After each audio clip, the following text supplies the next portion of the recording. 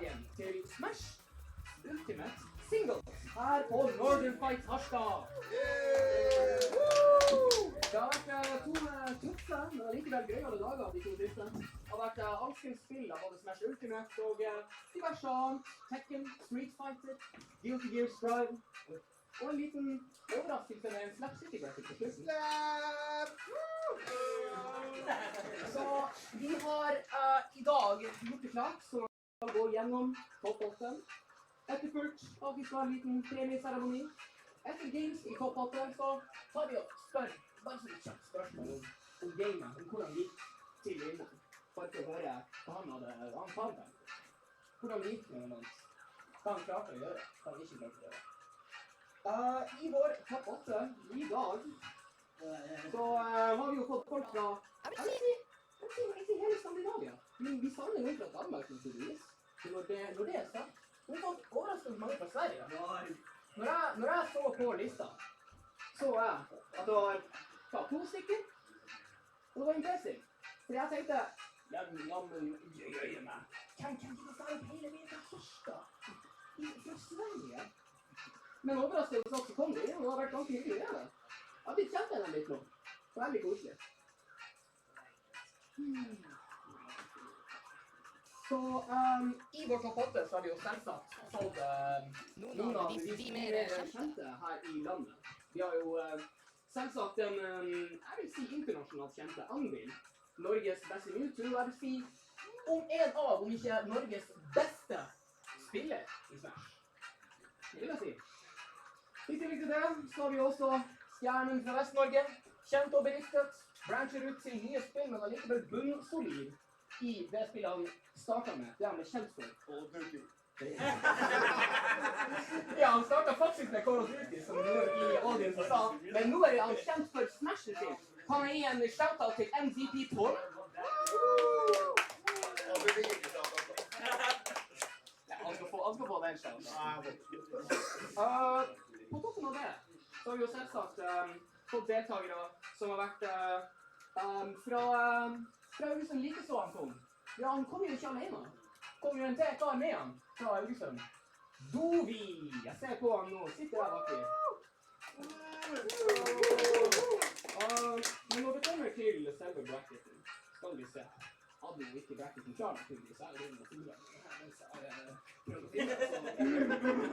litt grann tid, gutta. Start GG er en fantastisk nettside som er lynrask. Elsker den. Og ja, spesielt på mobil. Jeg hører nok mye i bakgrunnen der. Jeg prøver å sende litt. Det må liksom ha et godt image her, altså. Litt flaming fra audience. Så i tillegg til de tidligere nevnte Anvil og Tom, så har vi også kommende fra Sverige, all the way from Sweden, we have a player named Farifra.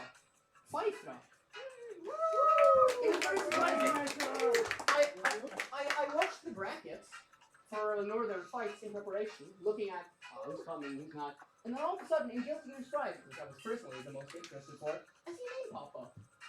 Farifra? I've never even heard of them before.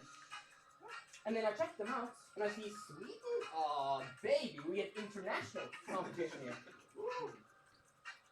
Following up Farifra, we have yet another player from, I would say Eastern Norway? Correct me if I'm wrong, Mr. Black Renown. Known for his villager. Solid stuff. It's great to see like different representation here in this tournament. We've seen Steve all the way from the top tier with characters like Steve, all the way to arguably low tiers or arguably bottom tiers. I don't know how Black Renown feels about it, but I would personally wager that Villager is the lowest tier character in this tournament. There is a worse one. Sword Fighter. And of course, as it got mentioned, we have to give a shout out to another top 8 finalist, Gardex. On his knee Sword Fighter, as he commented. Following up on Gardex, we have yet another player from all the way from Sweden with the sponsor name Pite Global. So I'm assuming Pite. It's Vulcan. Very likely to take the whole thing, I would say personally. I've watched as he plays, And good grief, if there ever was a person who would sense fear into my heart about how Steve can be a horror, a menace, gotta be him. I watched him play and I was like, oh goodness me, I'm so happy I don't play this game anymore. This looks terrible. Okay, he puts up the blocks and was like, alright, I'm gonna sit over here. I'm gonna do some manual labor while you're also trying to get in, doing some own that. Terrible. With that said, our next, and I would say last of this top 8, but by no means the least, coming from Oslo, or just the general Oslo area, or just the general eastern Norway area. You'll have to forgive me for not being good with geography in that spot. We have VOD! Representing Rotarion, who's representing, well, Eastern Norway. We got great FMG, yeah, absolutely. We got some great help from Rotarion. Gotta give a big shout out to Rotarion for helping us with the stream layouts, the planning, scheduling. Thank you so much, guys. We have a lot of sponsors, a lot of them. Well, did I? I think I must have forgotten someone. Yes, of course. Maybe I wanted to be a bit rude. We are a bit. We're friends. We beef a little bit. As the Tom's sponsor message said, shingina. You're not spreading me! Should not go there! And he does not want to spread it. Oops. Well, coming from all the way from Western Norway, along with Dovi and Tom, we have of course Shing. Definitely one of the best players I've known for a long time. I got to know him in, I would say, the end of Smash 4. And Nice roll! I'm pretty sure I lost. Yeah, I'm pretty sure I fucking lost. No, not a chance in the water drop in the ocean. That's what happens when you roll too much, brother. Yeah, he knew I had a rolling habit. Not good. Yeah, I thought about the for the nicking. So, as I'm walking past the audience, I'm grabbing a couple notes that I have available, you know? I'm gonna keep it frank, keep it brief. I'm a notes guy.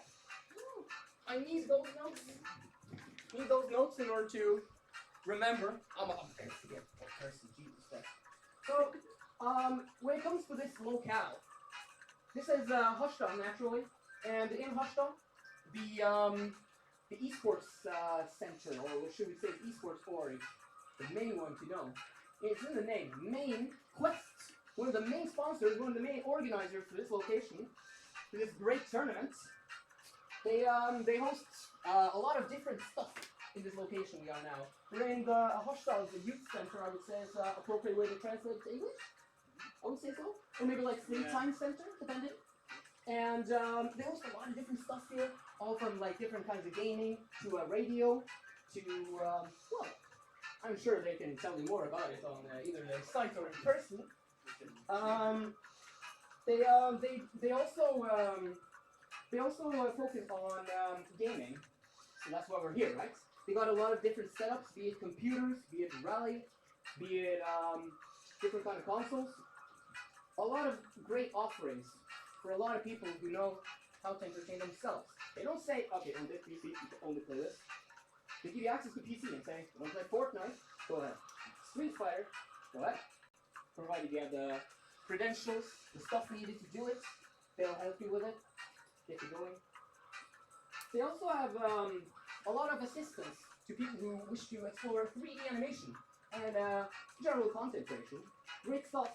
I know in Tromsø we have a lot of great offerings, but 3D animation is something that we can't really promote. So, very impressive seeing Harstad step up, kick Tromsø's ass on that front. We like to view ourselves as the capital, but it seems that we have a lot to learn. Following that, we have a lot of sponsors and a lot of assistance from a lot of different places. The first one, naturally, Kred Norge and Rotarion, the biggest ones that are assisting. They're a big name in the Smash community, that's for sure. They host a lot of Smash tournaments all across the year. I would say, correct me if I'm wrong, audience, Smash Borg correct? Yep. Yes, sir. Smash Boy, the most notable of the tournaments. Hosted in such Boy, is it once every year or twice? How that felt? Twice every year. Great stuff. I know a lot of great players always think about coming to Smash Boy due to, well, as here, a lot of international competition. A lot of people coming from all the way across the country. Northern Norway, west, north, south, east. The next on the list, Hålogaland. A crew working as heroes on the rig game. All this kind of stuff with the TVs, the sponsor messages, the lighting, the chairs. They've been a great assistance for us. They do a yearly LAN around the Easter times for ages 13 years and up, where they do a lot of esports competitions and a little bit of good vibes in addition. Also, they also, according to this, they have a hacking tournament. I'm not entirely sure what that means. Yes, but yeah. sounds interesting. Super interesting. And they also, and the best part about them, for me personally, they've been keeping a kiosk up in the main floor we've been at. It's been a blessing. Especially now, on Sunday, where most shops are closed, having access to a place close by to just grab a drink or something to bite, splendid stuff. Let's do a match and do more sponsors. Yeah. Later. Yeah.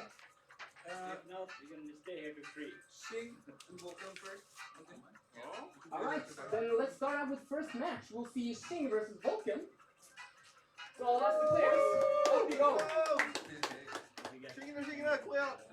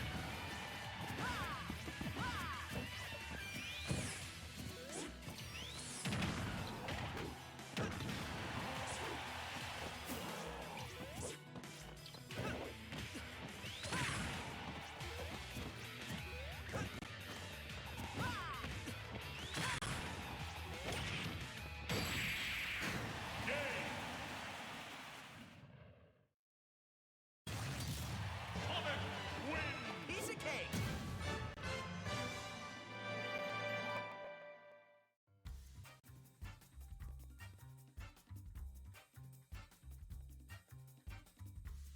Jag köpte fast.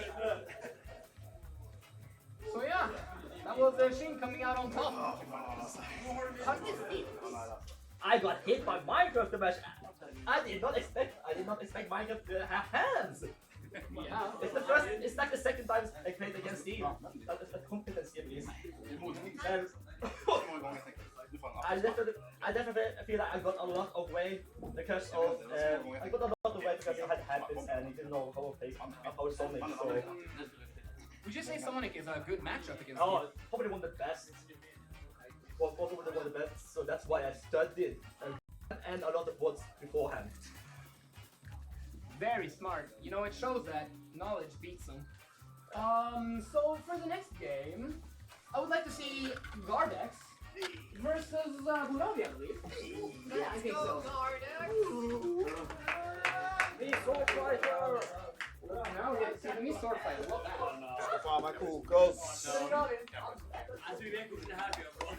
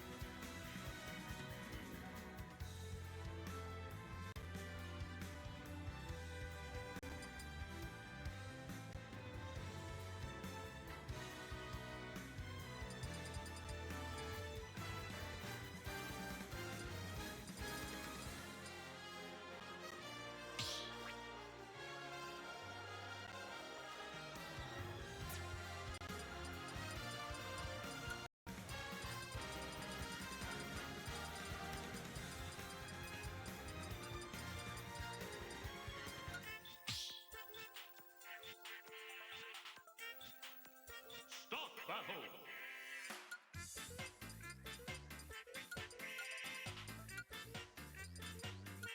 Me, sword fighter.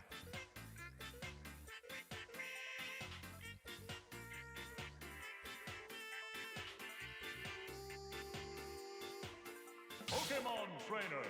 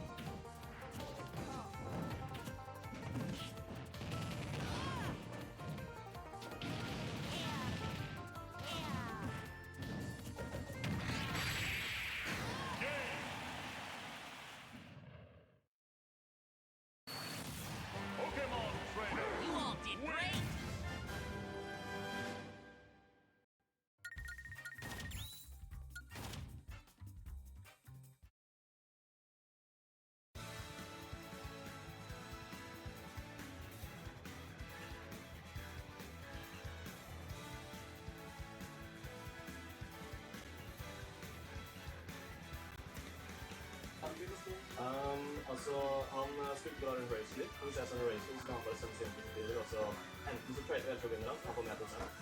Så jeg kan måtte stoppe å spille avhengig av racer, så jeg spiller mer grounded. Jeg spiller mer avhengig av de strengthene mine, og spille Ivysaur mer som en sword enn en solver. Så ja, det har gått sånn. Men jeg så at du brukte back air og forward air kjempebra i bruken for å prøve å holde han ute. Min swordfight er jo sword i, men det er ikke det lengste sverdet. Føler du at det kommer i veien? Sverdet er liksom...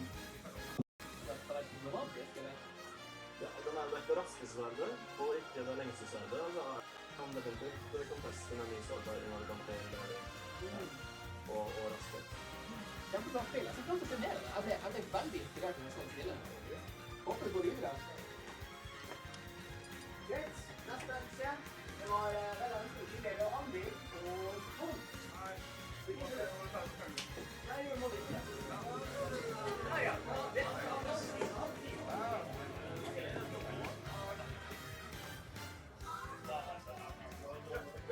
takk.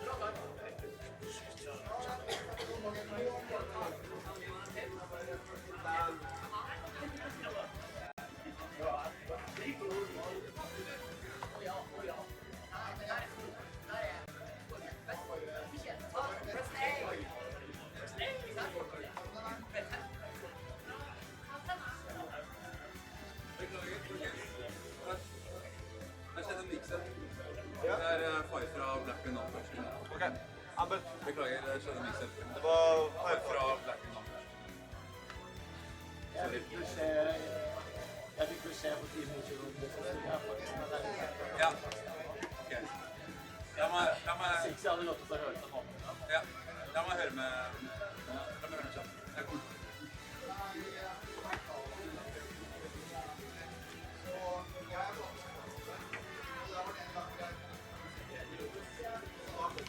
Pro, du også? Hæ? Du også tok pro, så vi bare plugger ut.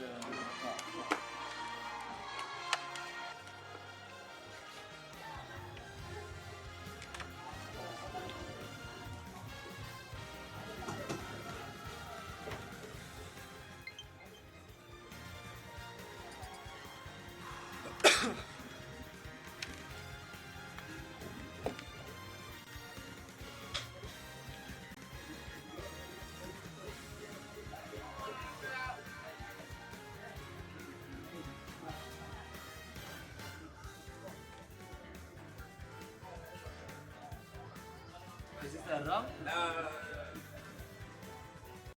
Lord... Det er ikke. Ja, jeg går og prater med deg. Ja.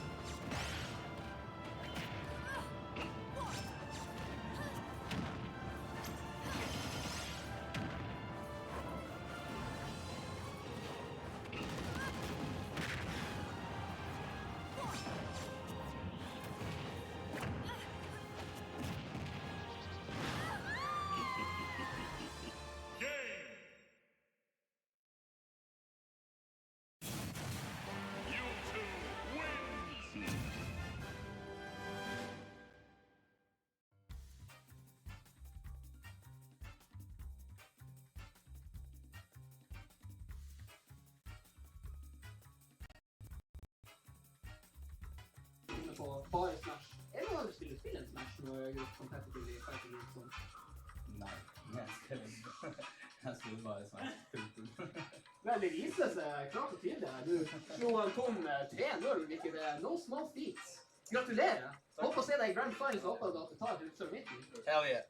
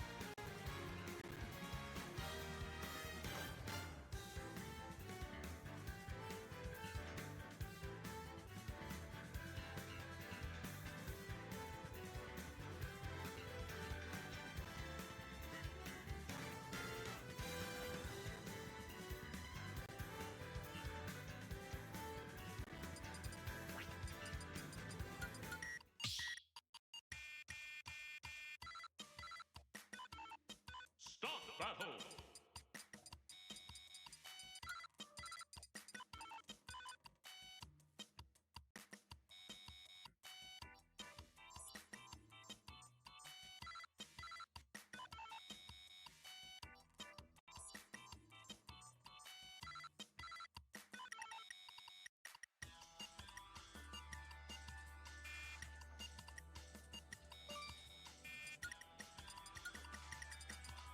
Joker! Villager!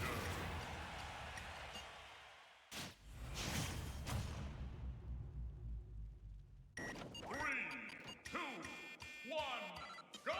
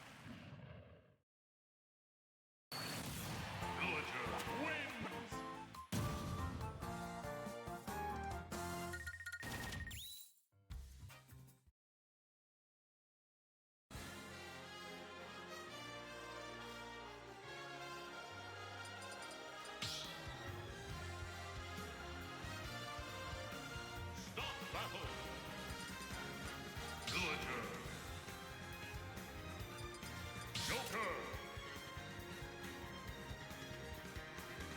Joker.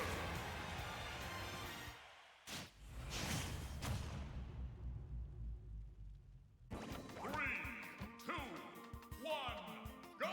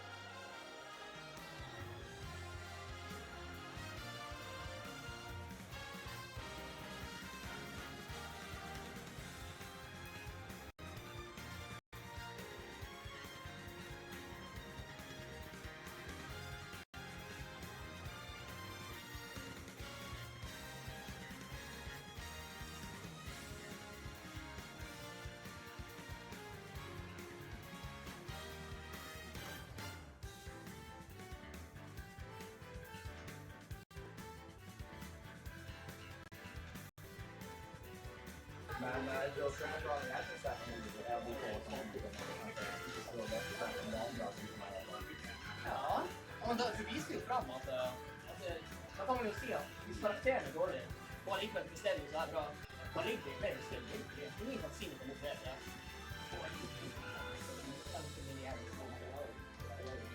vi har experiencing my wifi so that might Go! let's go.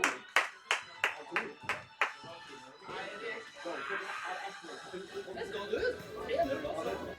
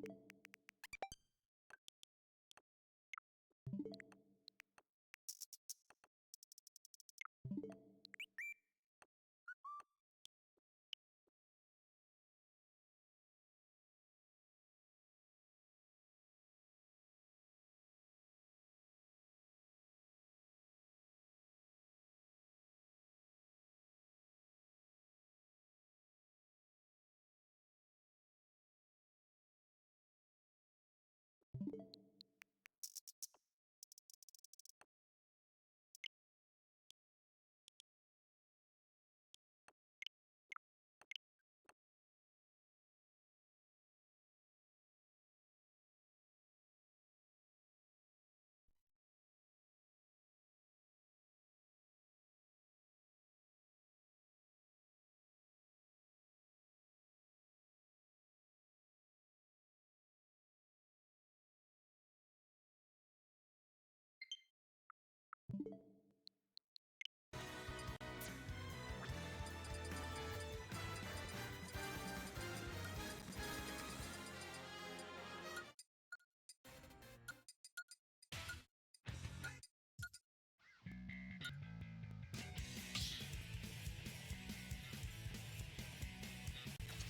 battle.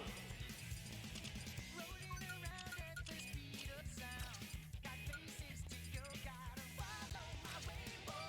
Can't stick around, have to keep moving on. Guess what lies ahead? Mid-run. Coming.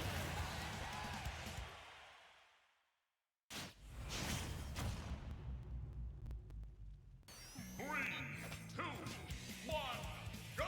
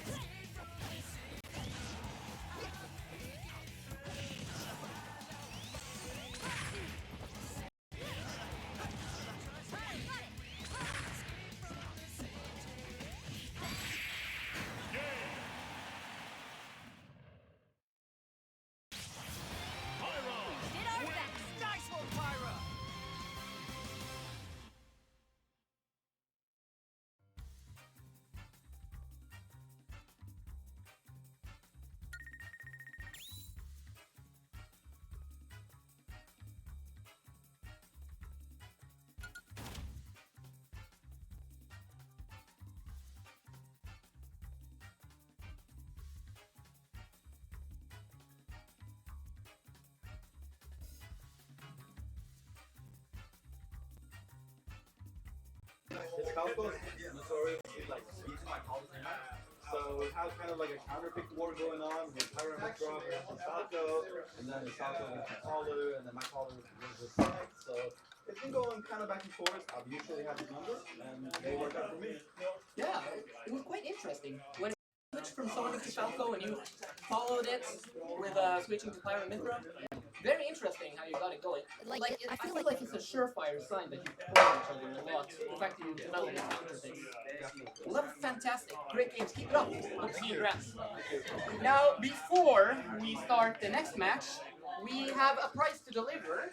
A special announcement, a special prize giving, because naturally we have a lot of people who come here from a long ways, and we gotta make sure that they catch their bus, train, boat, plane, battle. So Gardex, he's done fantastic in these tournaments, and naturally there's a prize for him here. And we have to give it to him now so he can actually reach. So, let's Steve Gardex!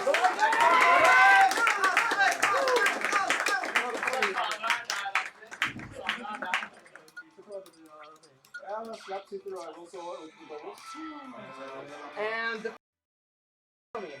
where did you do the best? Did you get 2 first? I got 3 first. Oh, damn! 3 first! Oh, I think he's been doing the best in the whole 3 first and top 8 in OP3. Also, I think. We don't talk about the fighting game. So I'm thinking we should start off with Rivals of Either 2, right? Hell yeah! Let's go!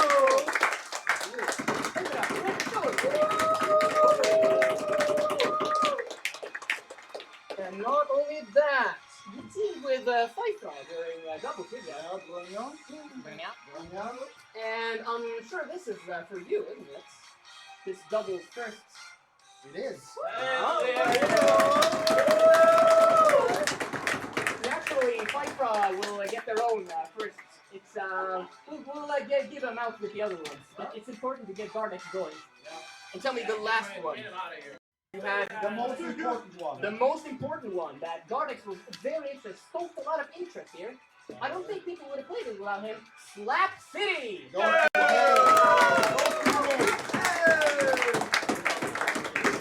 I gotta do the close. How do I hold all these trophies?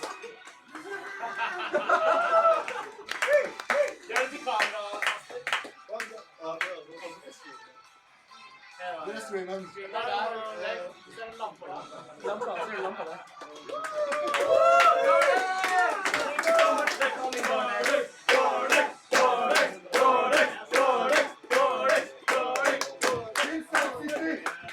So the final message, play Slap City, he takes off.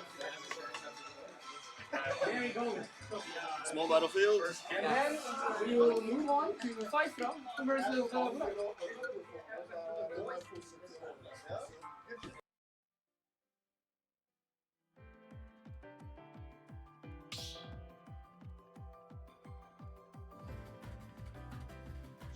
battle.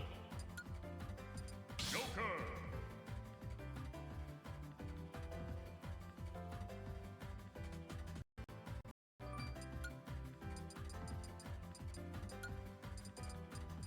Pokemon Trainer.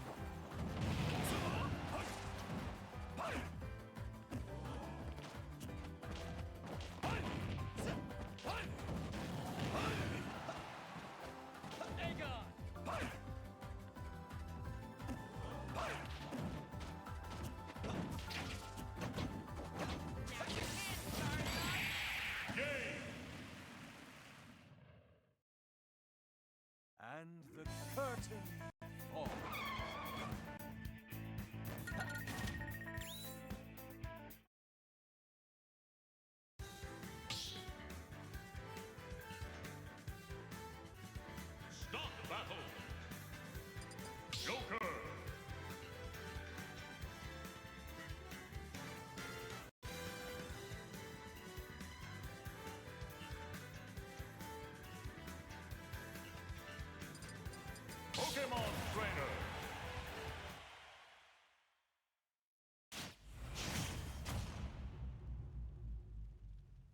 Three, two, one, go!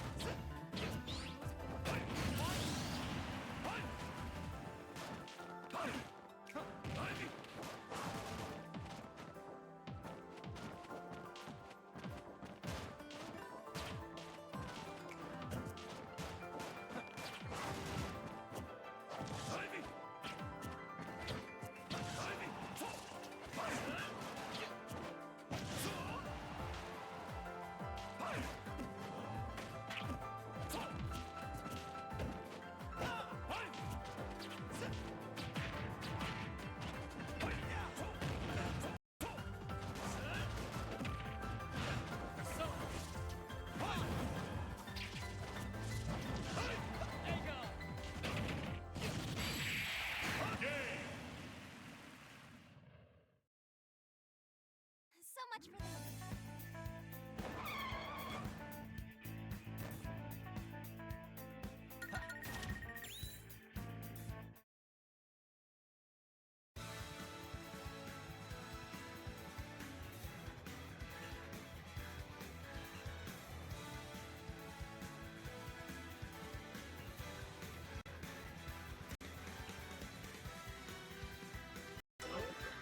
From Pito, was that correct? Skåne. Skåne? Okay, so not Pito. That was the other guy from Pito Global, right? Yeah. All right, mixing up a little bit. How do you feel Norway has greeted you, taken you in so far? Do you feel like it's a bit rivalry between Sweden, or do you feel like I we're mean, okay, so some of the people are kind.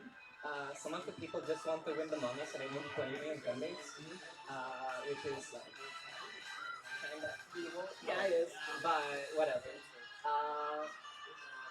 So everyone except Amble and Black Renown are really nice to me. But yeah, everyone is really nice actually.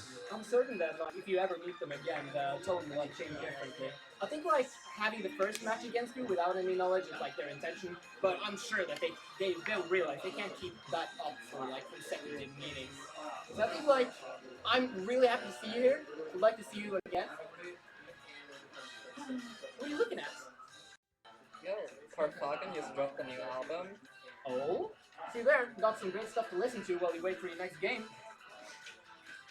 Impressive, impressive.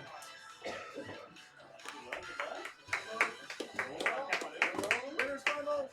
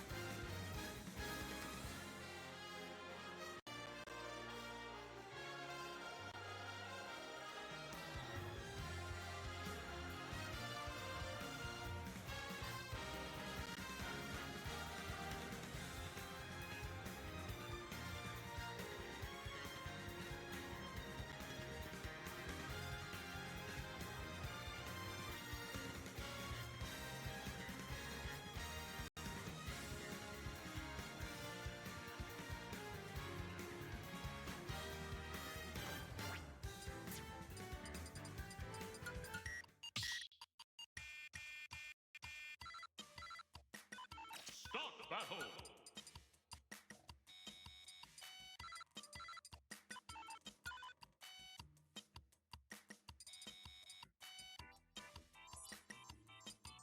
Villager.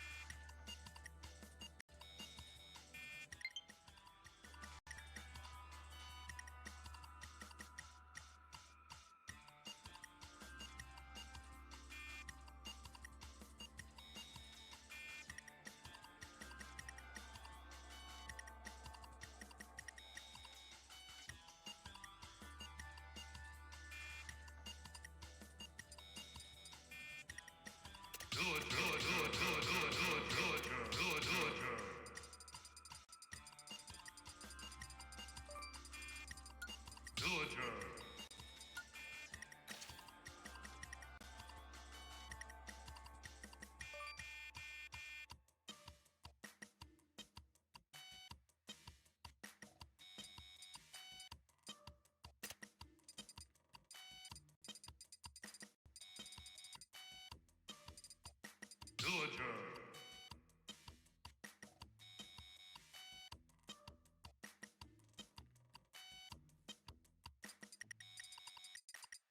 You two.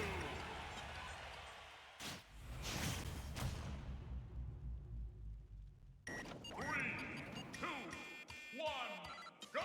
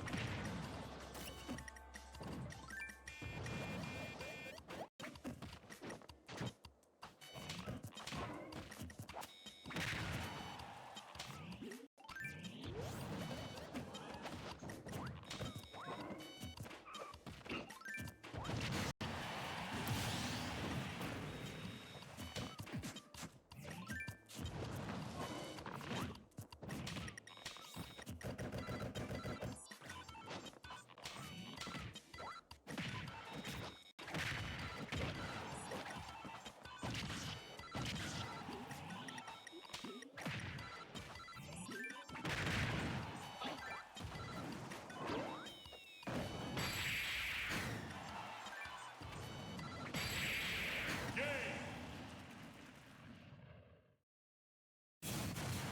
You two wins!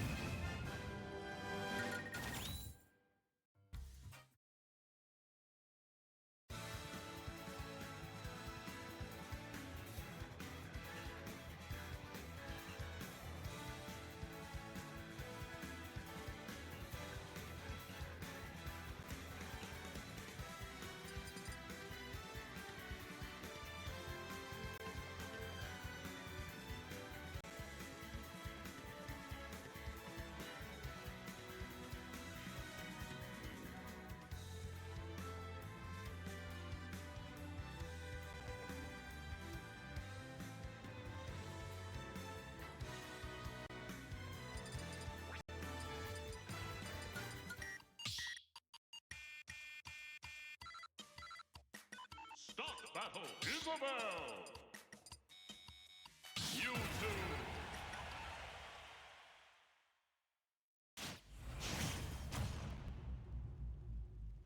3, 2, 1, go!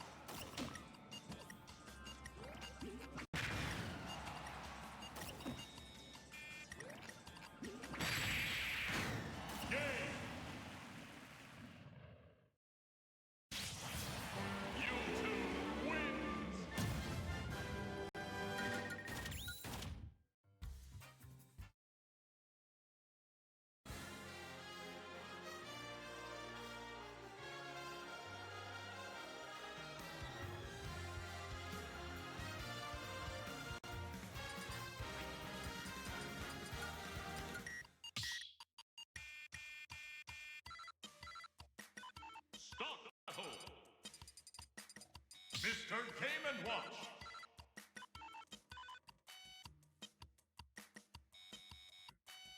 You two.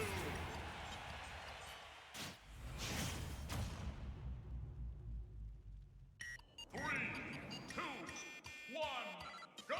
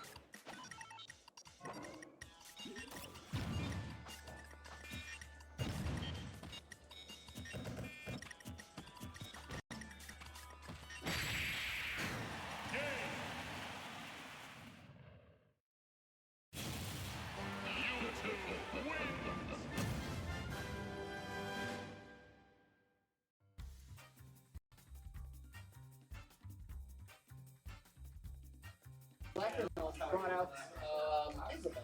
Yeah.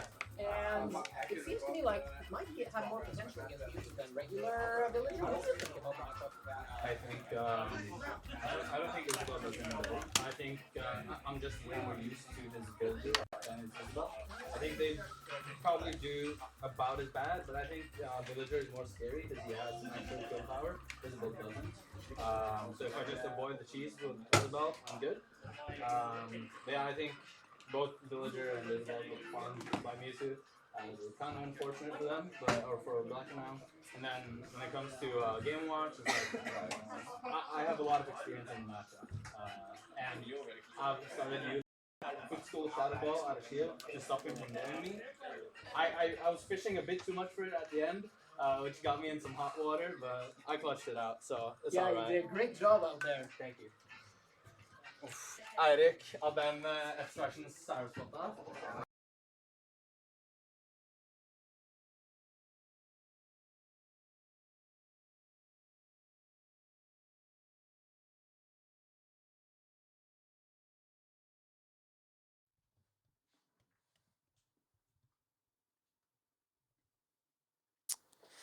Yo, now that I'm out of the bracket, I can actually commentate and do my job, which is good. They'll actually get their money's worth to some degree, I guess. Well, either way, we'll jump into losers semifinals, which is Tan versus Fifra. Fifra going on, or Tan rather, going on a bit of a tear this tournament. Of course, Fifra as well. But Tan, quote-unquote retired Smash Ultimate player. You know, Smashers love to say that they're retired about 3 years before they retire. And Tan is no exception, as he does focus mostly on Street Fighter, but he still has, he still goes to tournaments and still actively plays Smash. And mostly this season he's been playing Pyra and Mithra, as that was his secondary previous to his retirement. But now this season it's been working more as a main. But no, he has gone back to Palutena this tournament. I assume because there's money on the line here, like quite a lot of money. And then you want to try your best to actually get that money. And Tan has been doing really well so far, making it all the way to losers semis. I believe Tan was 5th seed, so we were seeded to lose last round if everything went according to seed. But now he has made a couple of upsets, and Fifra is the next step in his path. And Fifra as well, she has been doing as seeded. Actually, no, she got upset. Lost to Black now, which was an upset. In the Villager Joker matchup, I saw some discussions in the chat earlier whether that matchup is good for Villager or not. And according to Black Renown, it is a pretty good matchup.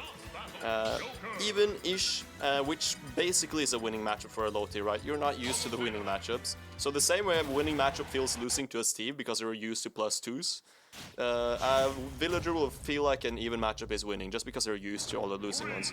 So, I mean, Fifra did fall to Black Renown, but now, fresh off of a win against yours truly, she is ready to go into loser bracket with some momentum, or move on in loser bracket with some momentum. And Tan, I mean, Tan is kind of a, you can say Tan is rather defensive. Yeah, Tan is an interesting playstyle of like, it's kind of the Palutena classic where you don't want to risk too much. The risk reward of Palutena is very good. You want to space your aerial so that they're safe, and space your just positioning so that you don't really risk being in their general like burst range.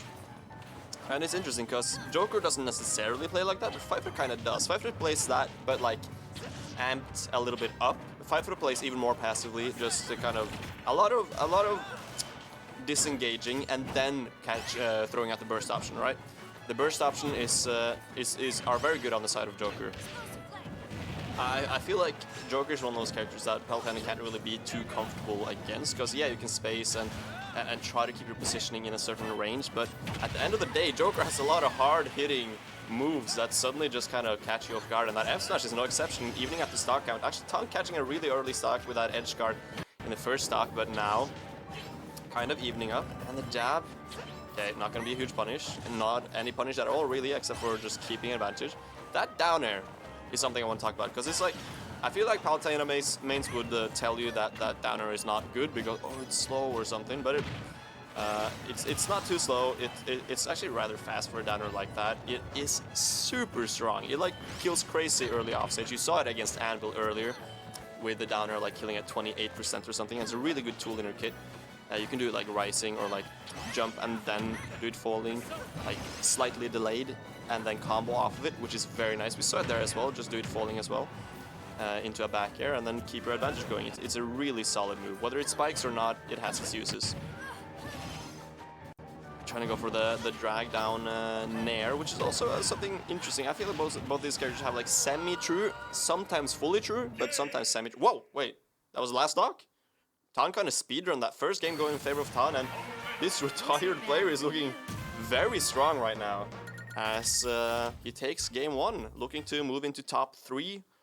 The winner of this faces the loser of Winners Finals, which was Black Renown, falling 3-0 to Anvil. Looking a little bit stronger on the end was Black Renown, but after falling there, he has already taken Pfeiffer. I feel like, maybe correct me on this, but I feel like Black Renown has had quite a rough record against Tan. So that when Tan and Black Renown has played in the past, Tan usually has the upper hand. Of course, Black Renown is someone who has been not rapidly, but steadily improving consistently for the last few years, and I'm not sure how long it is since they've played. I know Black Renown has beaten Tan at some locals and stuff, but at NM last year, I know Tan took it in favor, so if I were to guess, I'd guess that Black Renown would rather meet Pfeiffer just because like he took it pretty convincingly in Winners, right? And Pfeiffer probably looking for the rematch to prove that she's not that much of a pushover and that she can adapt on the fly live on the tournament. But Tan, of course, looking very strong. That first game at 2 stock, actually. This could be a pretty huge upset seeding-wise, although, of course, Tan, top 3 player in Norway at the moment. If you remove Whoopi, who is, of course, actually retired at this point.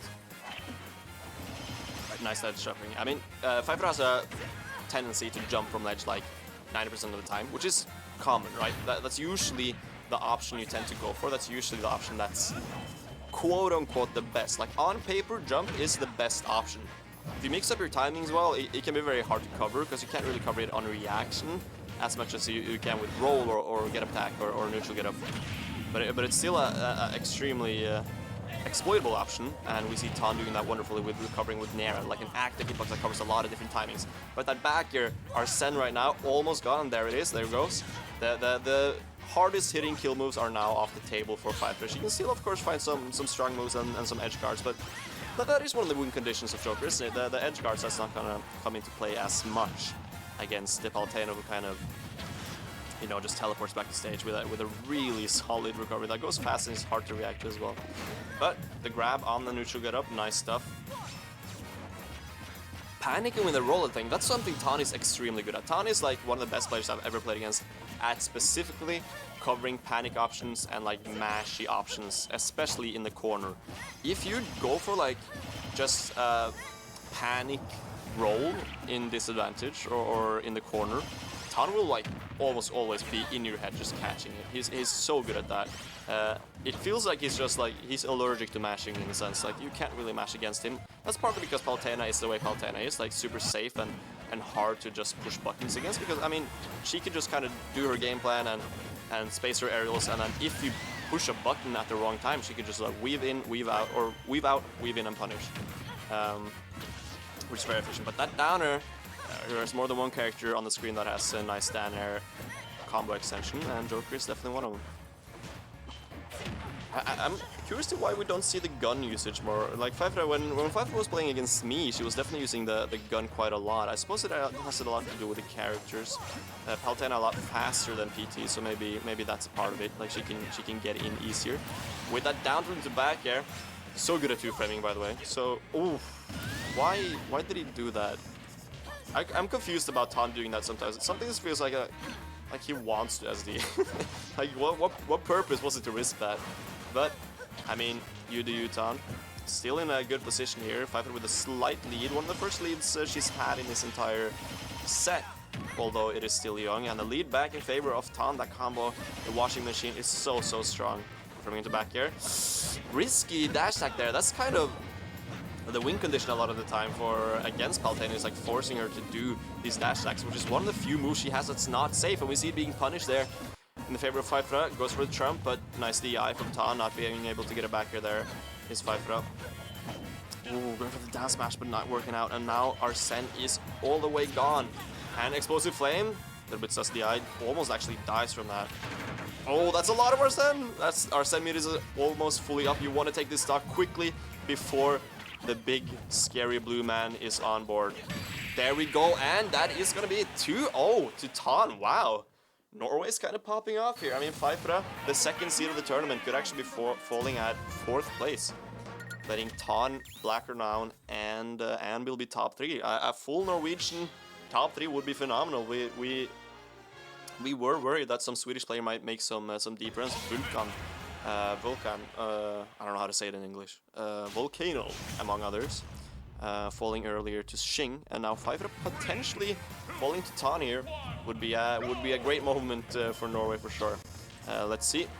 Still going to FD. I'm interested to hear that. I guess Paltena's advantage is a lot worse here. You need a lot of the... She still has very solid conversions, don't get me wrong. You can link Nair into Nair still. You just can't extend them as much on the platforms. And I suppose Feifra would just be more comfortable with the general layout and size of the stage. It is a rather large stage as well, compared to some others at least. See, down throw into fair, keeping advantage in the, on ledge, calling out the jump once again. Tan is playing pretty reactively on in advantage, and calls out a lot of options there as well, even though we're missing the timing. He still called out the general options that Feifra is doing. I mean, I feel like Feifra is pushing buttons in disadvantage, just like not really mixing up quite enough. Like, I wouldn't punish them. Like, it takes a very good player to actually punish it, so I think she might be caught off guard by that a little bit. Playing it a little bit more patiently on ledge might be the play here, but let's see if she can adapt in time, because Tan is definitely putting on the pressure with that F smash on shield. Not working out though. F tilt. I mean, both these players are doing very well in advantage, and the backer as well. They're both, of course, characters that they shine in the ledge trapping. A lot of safe aerials. That's very huge in ledge trapping. I feel like if you have aerials that like auto cancel or have very low landing lag and are very safe on shield, and you can just kind of throw them out to put pressure on, and then if they do choose an option, they will still get hit by it. That's very efficient. And that you have stuff like Joker back here, which is of course phenomenal at that stuff.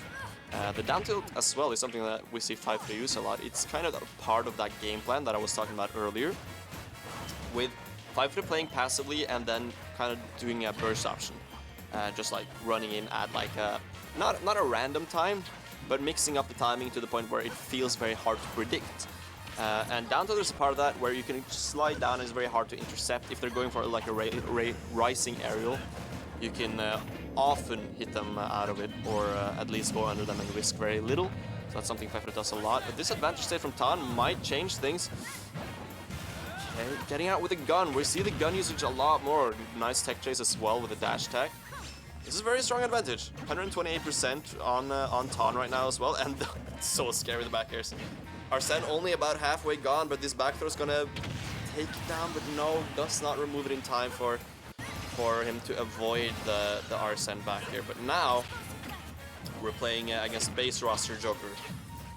No DLC gimmicks at the moment. It'll be a while before Arsene returns, and this stock needs to be gone before then. If not, this will definitely snowball in the favor of Feifra. And that momentum is nice to have if you manage to take closes out like convincingly instead of just like barely scraping by. That momentum is kind of huge. Alright, rising there, not gonna do much other than just keep Feifra in shield. She's not finding a punish out of shield. Joker doesn't have the best out of shield options. And the F smash as well, not gonna connect. That's a classic Feifra F smash, but she is feeling comfortable enough to go for them. The risk isn't too huge. You could maybe die for it, but you could also close out a very early stock, and you generally put fear into your opponent. Speaking of fear, that is something you need to be afraid of. That up smash on ledge catches a lot of options. It catches neutral get up because it's so active. It catches, I believe it hits you on ledge as well, at least a lot of characters, and catches your jump obviously. It's strong in a lot of ways. Now, this is evening up, and the down air on ledge! Catching that, that is the classic Tan, the Tan. He is winning over Feifra 3-0. Moving on to losers finals. Wow. Top 3 is all Norway, and I mean only 2 Swedes, or only, there were only like 3 Swedes here, but the Swedes did do very well at this tournament. I do want to give a shout out to the Swedes, who, first of all, we do greatly appreciate people who travel to other regions and who have the possibility to travel somewhere as far north as this, where you don't usually see a lot of invasions from other regions, right? So, huge shout out to Fiverr and also Crowfax and Vulkan, who are all Swedes who traveled here for this tournament. It's greatly appreciated, and they all did pretty well. Fiverr as well, falling at 4th is no shame, and I believe that's quite a lot of money as well. Now we are, however, moving into top 3. And the top 3... Oh, I believe they're doing an interview. They used a lot of like grounded movement, low dash attacks, down tilts, because Palutena doesn't really, you know, she's more of an air-to-air character. She wants to catch people into their nairs, wants to hit people with her back air. So playing grounded, especially when you're like in a low profile, is really good against Palu. And also gun, side B, tools like that Joker has can be a bit hard to deal with. But if Palu just keeps up the pressure, you can just rack up damage, keep them on ledge, and get kills like that. Yeah, and clearly saw that you knew. Great job, great play. Real quick for Great words from Tan. I don't know what the question was, but something like, what did you do? Apparently. And now we have Black Renown versus Tan. This is, like I mentioned briefly earlier, a matchup that is rather interesting because they haven't played a lot. Of course, Tan being a resident of Western Norway, while Black Renown lives here. He lives in Oslo, or near Oslo in Lier. So that's where he plays, and Tom plays in a completely different region.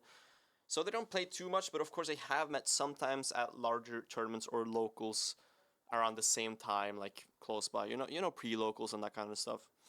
So they have met sometimes. I think the general set record is in favor of Tan, although I know that Black Renown has taken sets before. I believe he won with Sonic at one point. And of course, Black Renown is a player of many character.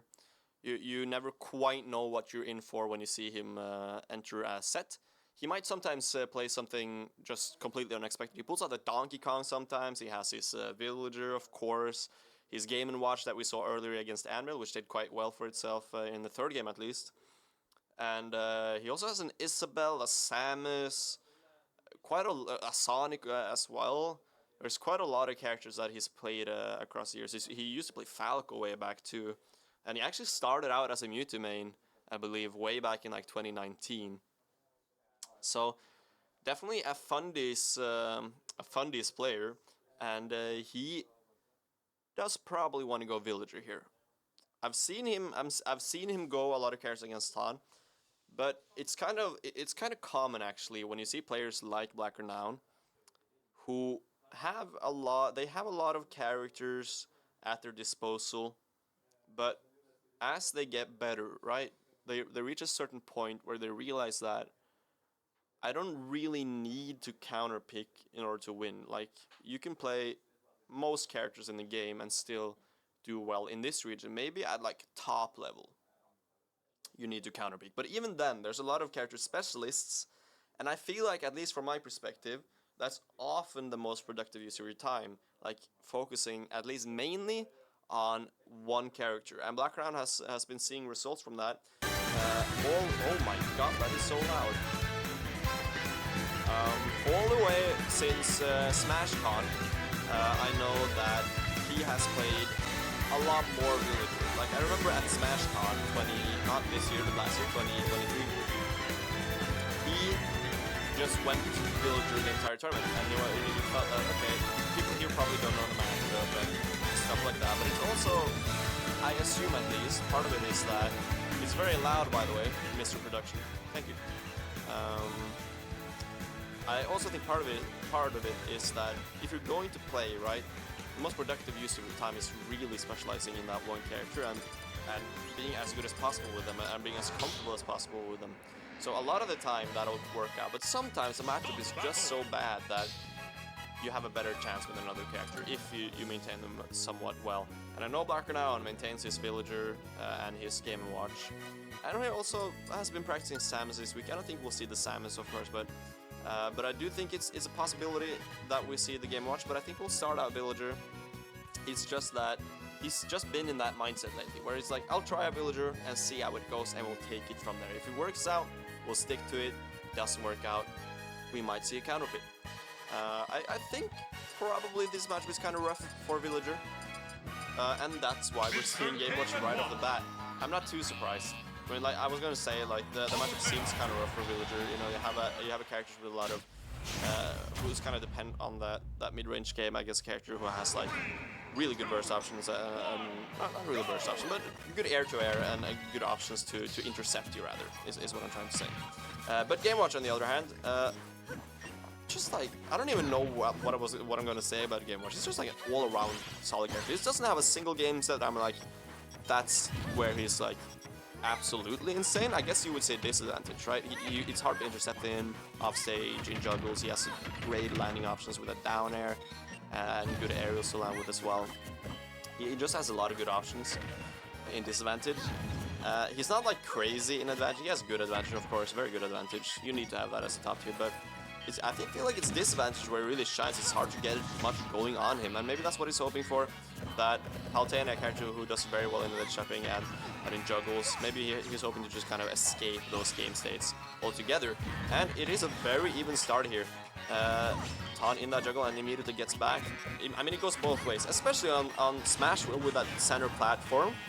I feel like Palutena generally just kind of, if you're able to do the teleport cancels, you have like very good disadvantage. It's very hard to juggle. You're gonna have to guess where she's gonna teleport to, and of course you can't see her during her teleport animation, so it's very hard to react to in general. Goes for the down air, and then Nair into up tilt is gonna take that first stock in favor of Tan. The little pop up from Nair 1 is very good for Palutena. And now we see some percentage going as well. Wow, just neutral get up down smash. The strange thing about Game & Watch is that when you see Game & Watch play, you're like, they're mashing and they're bad at the game. But that's optimal, honestly. Like the way that Game & Watch plays optimal, it just looks incredibly silly. You see Meister do it, you see Mia do it as well. Mia looks like the biggest masher, but it's just how it looks when you play Game Watch optimally. It just looks silly because the frame data is great. There's a lot of spammable moves that you can just kind of use to throw out pressure, and it'll look silly when Blackground is just doing like down smash again, up smash, stuff like that. But there's no reason not to do it, right? So why would you stop doing it when you're good at the game? You shouldn't, right? It's just optimal. So now evening up the game back up, but as I say that, the commentator's curse takes that for a second stock off of Black Renown. Down smash once again, that's a terrible angle, but he's going to live. The F tilt's not going to connect either. Tries to read the roll with another F tilt. Definitely a lot of pressure here at ledge. Dash attack is active, but I feel like Palutena has a very good ledge hang and a very good two-frame animation.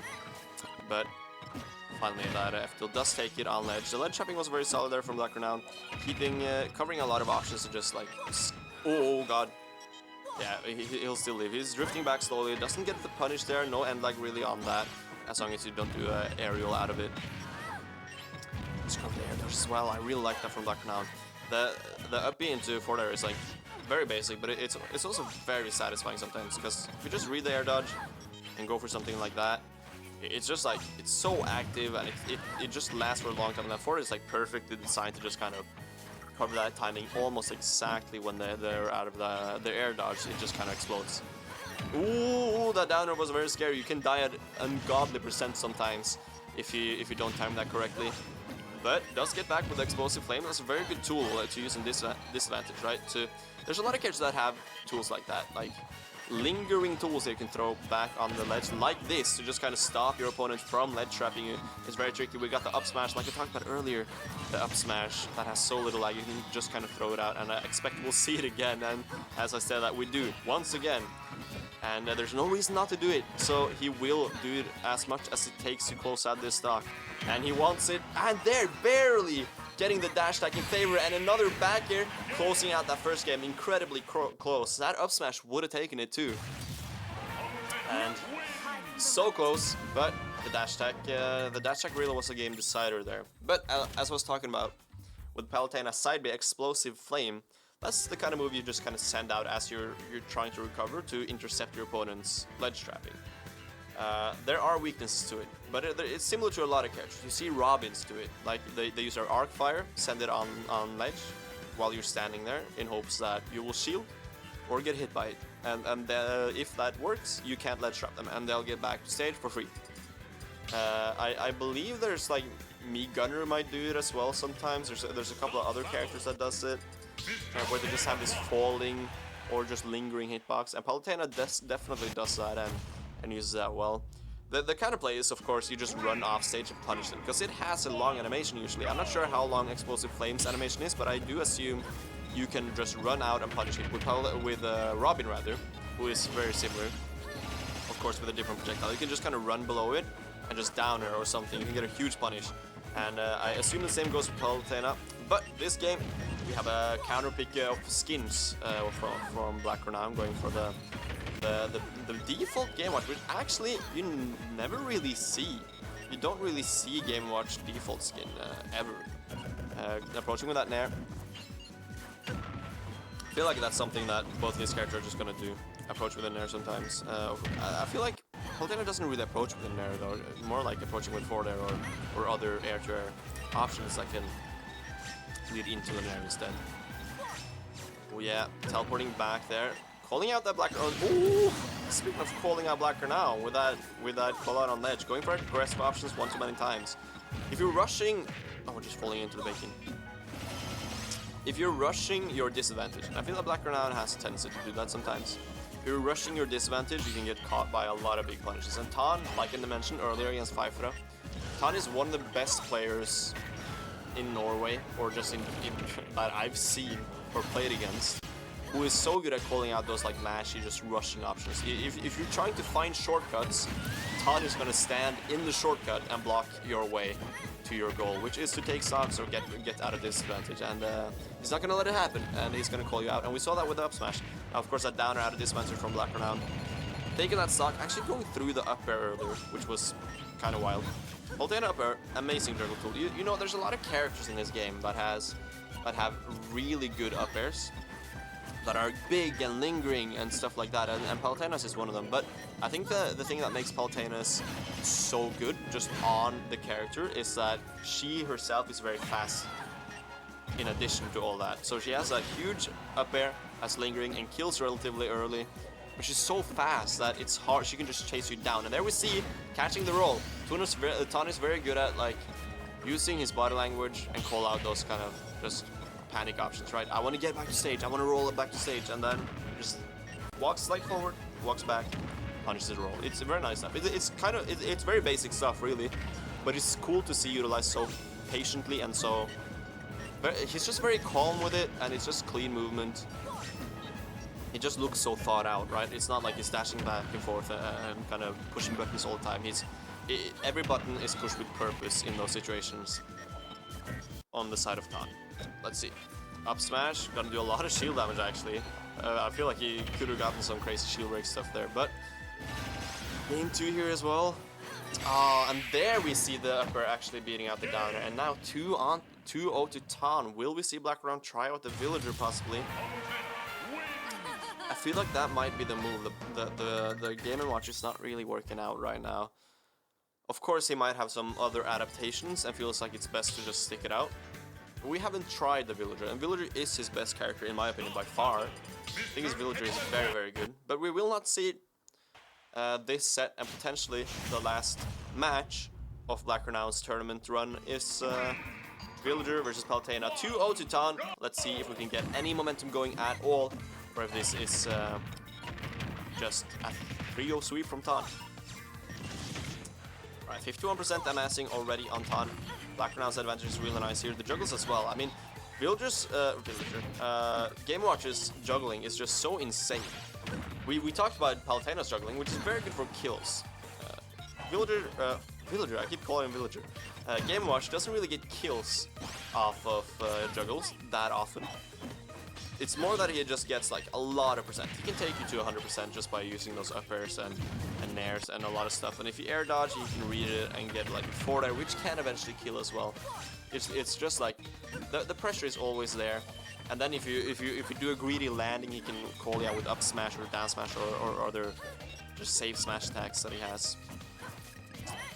So it's definitely a scary character to be in the air against, even as Palutena. But as I said earlier, her landing options are very good, but calling out that roll Wow, that's basically what I was saying with Todd earlier. Goes for those rolls a lot, and goes for those roll punishes a lot. And Black now doing the same thing, right back against Ton. But the down tilt into back air. Palutena mains when they think they're good at 2-framing, but they actually have a what 16 frame active move or something. Yeah, I don't believe it's active every frame, right? That would be broken. Maybe it is, and it's just like crazy broken. I haven't checked the frame data. Someone in chat check that for me. Maybe production can update me on the answer as well. If Palutena down tilt is active every frame, or if it like is like a multi-hit kind of thing. I'm not sure. All right. Either way, Tani is bringing this game back slowly but surely, trying to stay safe. Doesn't get the punish on the down smash, of course, but tries to go for it. That's a risky thing, right? If you want to punish, you have to punish the option that Villager or Game Watch rather goes for after, which is very hard because they might just as well mash an up smash and then another down smash, and it's just like constant move after move that's more or less impossible to punish directly, like Tom was trying to do there. Okay, goes back. Oh, I have chat. Cool. Hello, chat. 12 frames and lag. That's Pala down tilt is good for 2 frames, but you can DI away. Yeah, you can DI away to avoid follow-ups sometimes. But of course, sometimes it's also just true. I know as Ivysaur, it's true sometimes on DI out, down to back air. I'm sure on Wario as well, I know that. I'm sure there's other characters too that it's just true on DI out, on certain percentages. Which is extremely solid. It's also very good. Oh wow, going for the down smash. You don't see that move that often, but it is very strong. It packs a punch. And is extremely disjointed as well. Those wings don't come out to play often, but when they do, they definitely do a lot of damage. And now we have 35%, almost closing out with a down air once again. Shades of Pfeiffer. Now we have active frame 14 to 27. Okay, that's insane. I think I actually kind of knew that. I've looked it up before, but it's still crazy. Oh, that smash, do not neutral get up, and he does not. No get up attack either though, but does get the grab punish instead, which arguably is better. No juggle there for Palutena, but 81% on Black Renown. It's looking worse and worse, and you are off stage. The down tilt not getting the timing though. Okay, juggle getting going here. Getting the juggle going here rather is very huge. The ledge traps is really where he's been getting most of his kills, but the dash tag burst option is so good and so invulnerable on his arm that it's really hard to do anything about sometimes, but you can call it out and it's not as safe on shield, and the back here on the teleport startup is going to take that game, and Black Renown not out of it yet. It was looking grim, but 2-1. Finally getting some momentum. There's a lot of money on the line, so I'm sure Black Renown would love to get the rematch against Anvil. And prove that he can definitely put up a fight against Anvil. We've seen him go game 5 with Anvil a lot of times before. It's been a long time since he's taken a set. And Ton, of course, I don't even think Anvil has lost a game yet in this tournament. Going 3-0 up against Ton, 3-0 against Black Renown, and 3-0 against, I believe, Vulcan was his qualifier for top 8. So definitely very, very solid performance from Anvil, and these two are fighting for the scraps left behind by Anvil at this point. But both of them want the rematch, I'm sure, and both of them, I'm sure, can put up a good fight and make Anvil sweat, which is ultimately the goal. You want people to be a little bit worried about losing to you, yeah, at least. And now going into this game 4, let's see if the momentum can continue or if Ton is gonna take it 3-1. Game 5 here really would be interesting. The momentum you get from reverse 3-0s is terrifying. It brings down a lot of nerves. I'm not sure how nervous Ton is. Of course, Ton is an extremely what do you say, experienced player. Been playing since Smash 4, so that's like what, 7 years or something. Which across 7 years of competitive Smash, of course, the latter years more competitive than the earlier, I assume. But you will learn to conquer nerves to some extent. Of course, it's still an issue, but it's just more competency and nerves affect younger players or newer players rather than the more experienced ones. And I think Ton is probably probably pretty good at staying composed in these situations. But now though, the momentum is definitely in Blackburn's favor as he keeps getting these back airs, keeps getting this advantage and the juggles as well. Not really being able to land, going for the F smash that would have killed, but a little bit off on the positioning. So Blackburn now will take that down air connection any time of the day. Let's see if he can get the kill here, but the dash attack is going to intercept instead.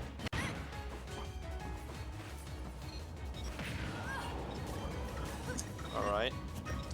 Wow, you see that? That's what I'm talking about. It just looks like they're mashing, right? You go 1 move, 2 move, 3 move, all on shield, and you want to punish it. Like, if you, I guess most characters, you're like, okay, I shielded, they did a move, maybe that was safe. Maybe I tried to punish and it didn't work out. And then you shield, they do a move, and they do another move. That second move is usually punishable. But I guess the Game Watch is like, they can do 3 or 4 and just keep doing it on shield, and the only thing you can really do, unless you're specific characters with very good out of shield options, it's usually just like disengage. You have to disengage. Tan there, wow, okay, completely even, 2 stocks apiece, 0%. Good stuff here from both players. I feel like this is a very good set. I'd love to see a game 5 here. And the Nair as well, rising. Can we get the combo going? But good DI from Tan. Not really getting more than down throw into Nair. That's actually pretty unfortunate for Game Watch, right? Who wants to get those like big juggles and big combo extensions. It does like 70% throughout the whole advantage state. Not from true combos, but from setting up a good position, right? Let's see if he can keep going. Playing well around this platform too. Ooh, is that kill? Yeah, he's super dead, getting the sweet spot on the forward smash. Very clean stock there from Blacker now. Although dropping a couple of advantage state, he just kept it going 1 neutral a lot of times. That's not one of those close to 0 to deaths. That's like just, oh, I got a very good advantage state and managed to get the kill that way. That was just like, I outplayed you in neutral multiple times and outplayed you in advantage, which was just very solid from Black Renown. This is looking like a game 5 right now, but air to air, very nice from Tan. Still spacing very well. The F tilt though, too much startup is gonna get caught up by any option Villager can really throw at, and dash attack is gonna do it. Another dash attack from Palutena. Burst options are doing well here. I mean, we are evening up slowly but surely. We've seen Tan get some early kills on the dash grab, not gonna work out. Sending Tan off stage. But I love that air to air that Tan is going for, just like calling out. I don't know if you can say he's calling out the startup or what is, but Game Watch has like good aerials, very good aerials, but some of them are like either not very disjointed or has a little bit of startup that you can at least exploit to some extent if you got to call out on the timing. And the explosive flame there, like we talked about earlier, the Robin-esque kind of set play move that you can send out. It wasn't really set play there, but you know what I mean. It's this active hitbox. Now, getting an air train. Wow, this is really looking like a possible comeback, and goes for the down smash. Wants to call out the uppy that doesn't cling to ledge, but doesn't quite get it. And there we have. Goes for the jump call out, a little bit off on the timing. I would have loved to see Tan jumping on reaction instead. Oh, just wants 1 back here advantage state. But now the Tan is fishing for an upper. Something that can kill early and explosive flame. Is that gonna take it? And what a comeback from Tan. That was looking like Black Renown's game. That was looking like a game 5, but such an unfortunate just choke. Let it slip out of his hands. And Tan, instead, moving on to grand finals, where he is going to meet Anvil. We got the class. This is such a classic fight, right? We saw it in winners. That was a... Oh, never mind. I'll let them talk. But it seems really hard against Game Watch due to its fantastic aerials. Right. How, did you feel like you had to adapt? So against Game & Watch, you definitely have to do a lot more retreating back airs, right? He kind of wants to do the same thing as Palutena, which is like get the Nair combo starter at early percents, right? So if both characters do it at the same time, usually Game & Watch wins, right? But Palutena has the back air, it's invincible. If you space outside of his range, you usually beat out all his moves. Yeah, I see. It was super tight. I was worried. I was worried that Black Renown takes that one. You did an amazing comeback that round. That explosive flame hit precisely where we needed to. We're all cheering for you. Thank you. Keep up the good work. Thank you. Good job, Tom. And now we have this classic clash, which is Anvil versus Tan. We saw it at Nord Cup. We saw it at... Did we see it at NM? No, we didn't see it at NM. We've seen it a lot of times. I can't remember right now, so I'm not making a good case for it. But we've seen it a lot of times at a lot of different tournaments in Norway. They used to be kind of a while after like Whoopi kind of wasn't there at the top, like at the top 3 anymore. The season where it was Anvil, Tan, and Mo, the Snake player who is now retired. When those 3 were the top 3 in the country, consistently winning every event they attended, more or less, it was often Tan versus Anvil, or Mo versus Tan, or Mo versus Anvil. It was that kind of... There was those 3, that triangle of players, right? So it's interesting to see this return of Tan, where he saw there was enough money, so now he's gonna try. He's gonna try and use his Palutena and not his Paramitra, and he's made it all the way to Grand Finals in a relatively stacked tournament. It wasn't that many entrants, like if you compare it to something like NM or other large, or the Met or other large Norwegian tournaments.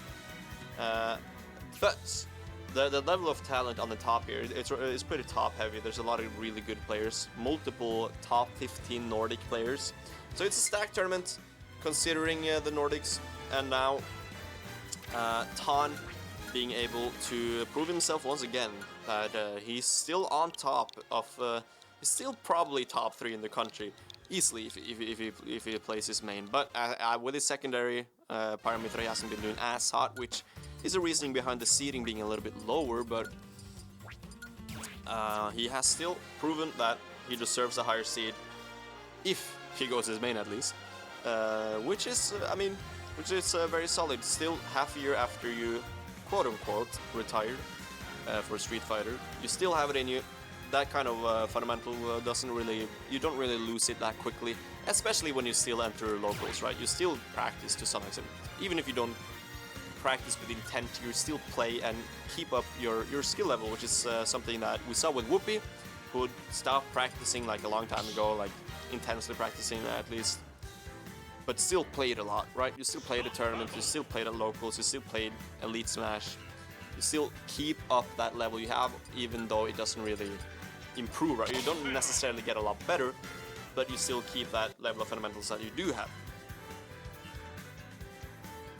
And these 2 players, of course, know each other very well. Anvil took it very convincingly, though, in winners finals? No, winners semis, where Tan met Anvil, and it was a swift trio. Anvil still yet to lose a game, and he is doing the classic Anvil icing. Anvil, who needs a minute to really lock in. Has a couple of rituals that he uses in order to keep himself focused, to keep himself calm, and to keep himself in the right mindset to play as well as he knows that he can. And we see that pay off a lot in intense situations where he's extremely good at just keeping his nerve, right? A lot of players crumble. I'm guilty of this. I crumble under pressure quite a lot. Like you get annoyed, you get stressed. But some players who Anvil used to be pretty bad with that as well, mentality issues and that kind of stuff, getting annoyed under pressure.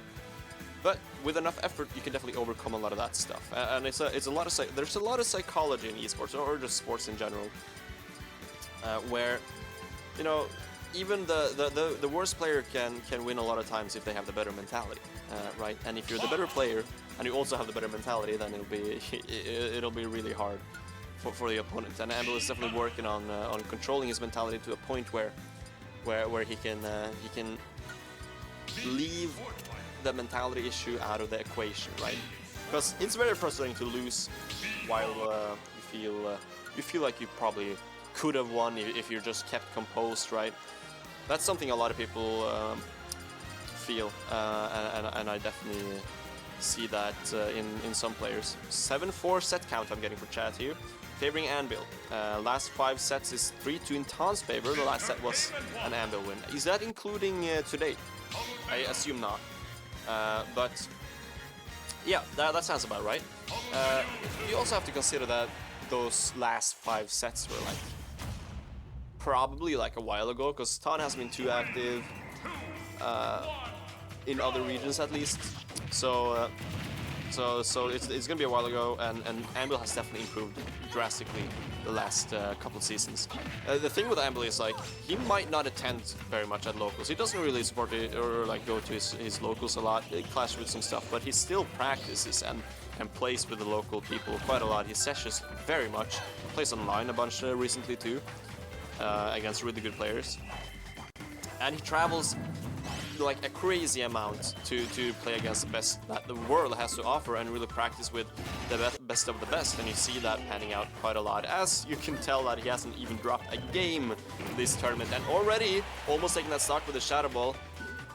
Let's see, going for the 2-frame, doesn't quite get it though. The timing on teleport is very difficult, so Anvil opting to not go for the 2-frame actually at all, just do one down tilt. If it hits, great. If it doesn't hit, I'll just stay safe and go for the ledge trap instead, and that pans out as he gets that first stock very convincingly. For a minute has passed. Doesn't quite get the conversion there, and uncharacteristic drop of the combo. Maybe it wasn't quite true on Palutena at that percent. Alright, Explosive Flame, doing a lot of stuff. I love those textures as jab into chase with the grab. A lot of characters can do that. Even if you're pretty slow, you can do it. If you don't have like a terrible slow jab, like Wario probably couldn't do it because his jab is quite slow as far as I know at least. Alright, let's see. Oh, charge that down smash and toss, staying his shield. A little pebble of a shield there. And there you see the animation I was talking about earlier with Explosive Flame. If you manage to avoid the Explosive Flame, you have a lot of time to jump in and punish it with kind of whatever you want. And that forward air, or not whatever you want, but the forward air is a fast option that you can jump in with. And he kills super early. Very nice stuff from Anvil. He definitely knows this matchup well. They have played quite a lot. Like we saw earlier in chat, 7-4 record. Not including today, I assume. And Ambil also playing against a lot, but there's Palutenas everywhere. You're not gonna be like confused about the Palutena match, but chasing so deep off stage. Ambil knowing that he was gonna die there, but you have 3 stocks, right? Why not just go for it? Ambil is just getting tired of this tournament. He wants to finish it quickly. Just give me the trophy already, right? All okay. Let's see. 1-0 to Ambil. The momentum is all the way in his favor. 3-0s after 3-0s this entire tournament.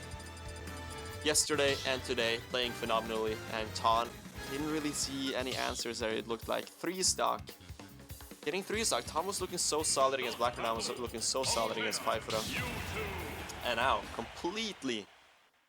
looking completely different against Ambil. Of course, just because Ambil is locked in right now. And let's see if we can make any adaptations to challenge Ambil here and make him sweat a little bit more. At least take a stock, but a very solid start once again from Ambil. Charging in the Shadow Ball, approaching in there. That's something that Ambil does. Ambil is like what I like to call a fake camper. He can camp properly, but it's like fake camping, because it's similar to what Pfeiffer does actually, where it's like, I'm gonna put myself in the corner, I'm gonna charge Shadow Ball, and it's gonna be that risk of like, I can send it whenever I want, and maybe I'll just send a couple, and then charge it, and put on the pressure that on your opponent to approach. But then, suddenly he's just like, I'm bored, I'm gonna just dash attack instead, or approach him there.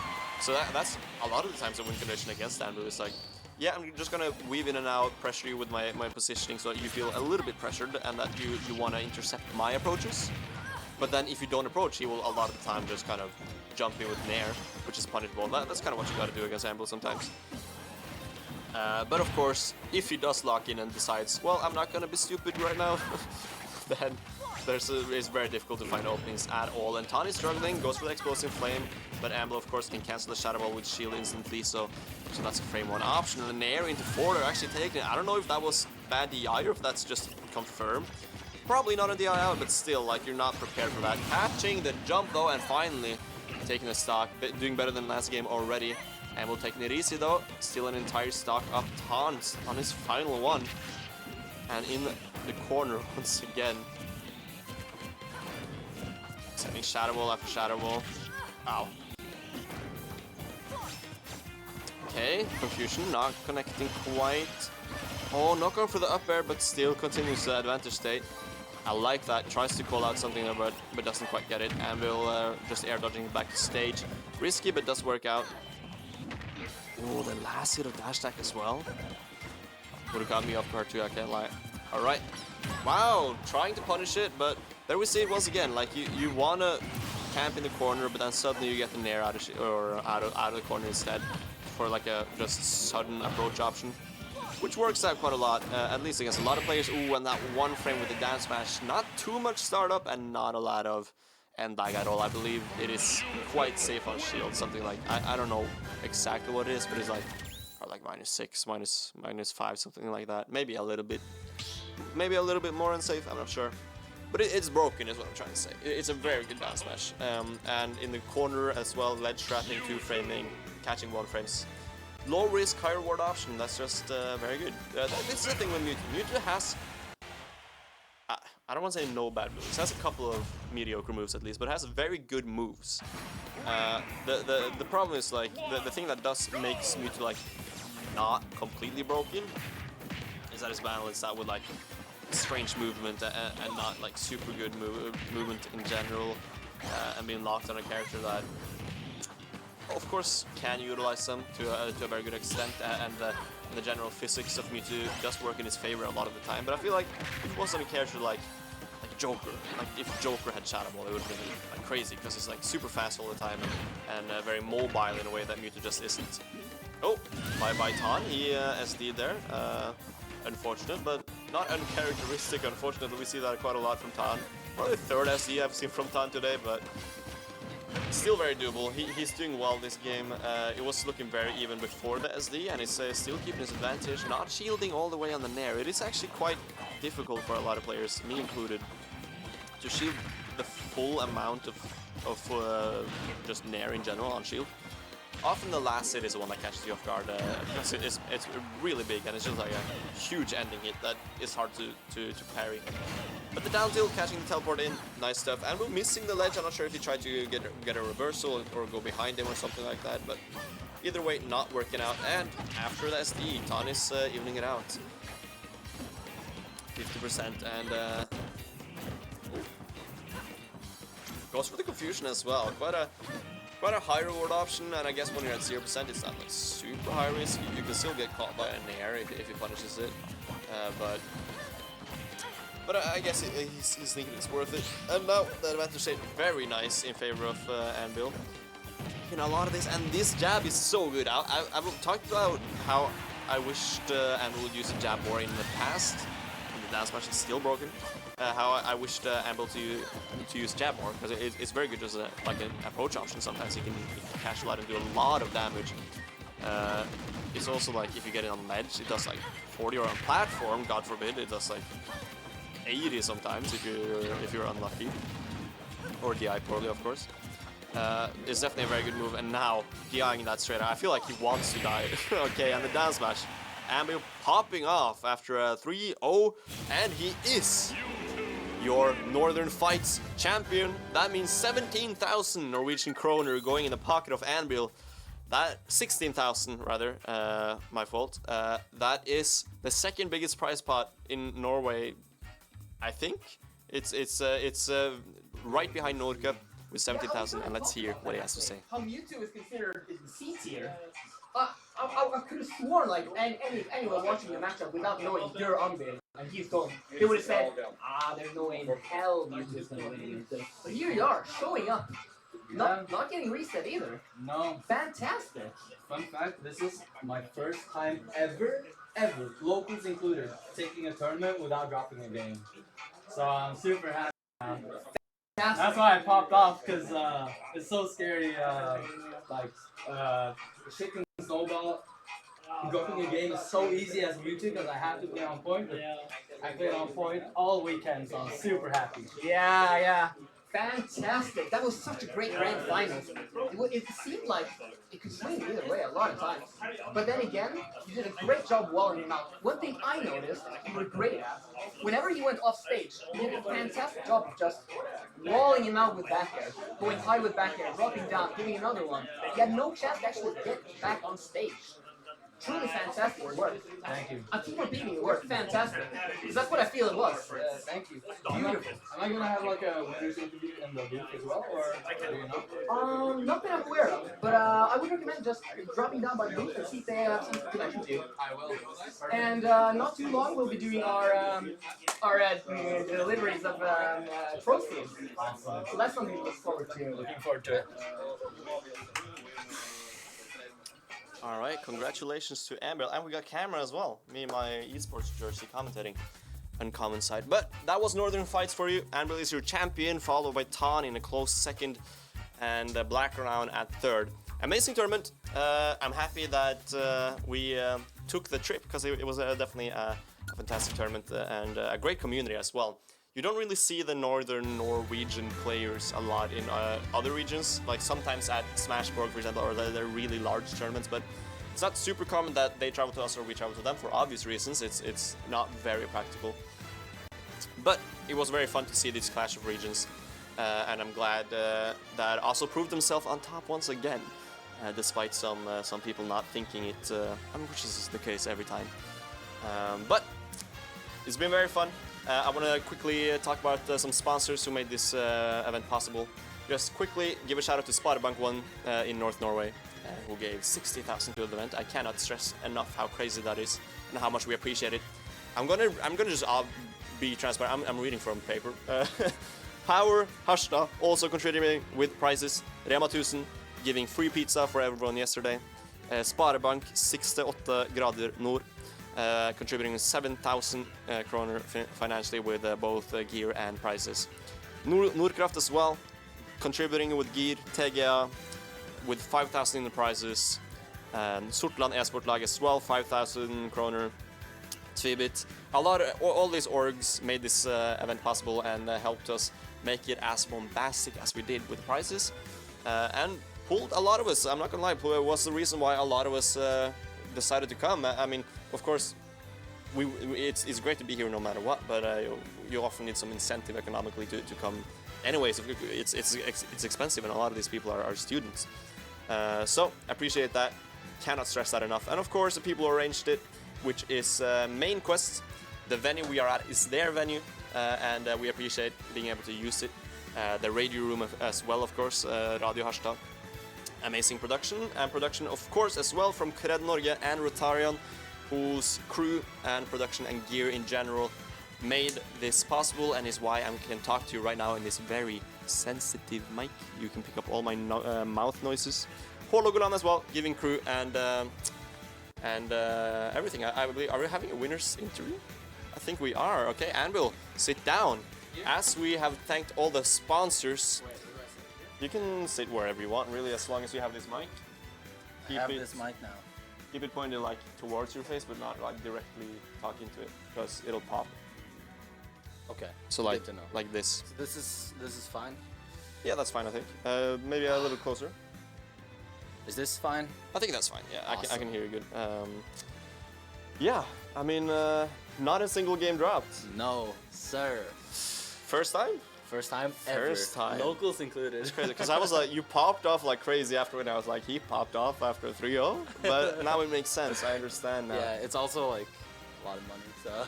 Yeah, true. Good to like finally secure it.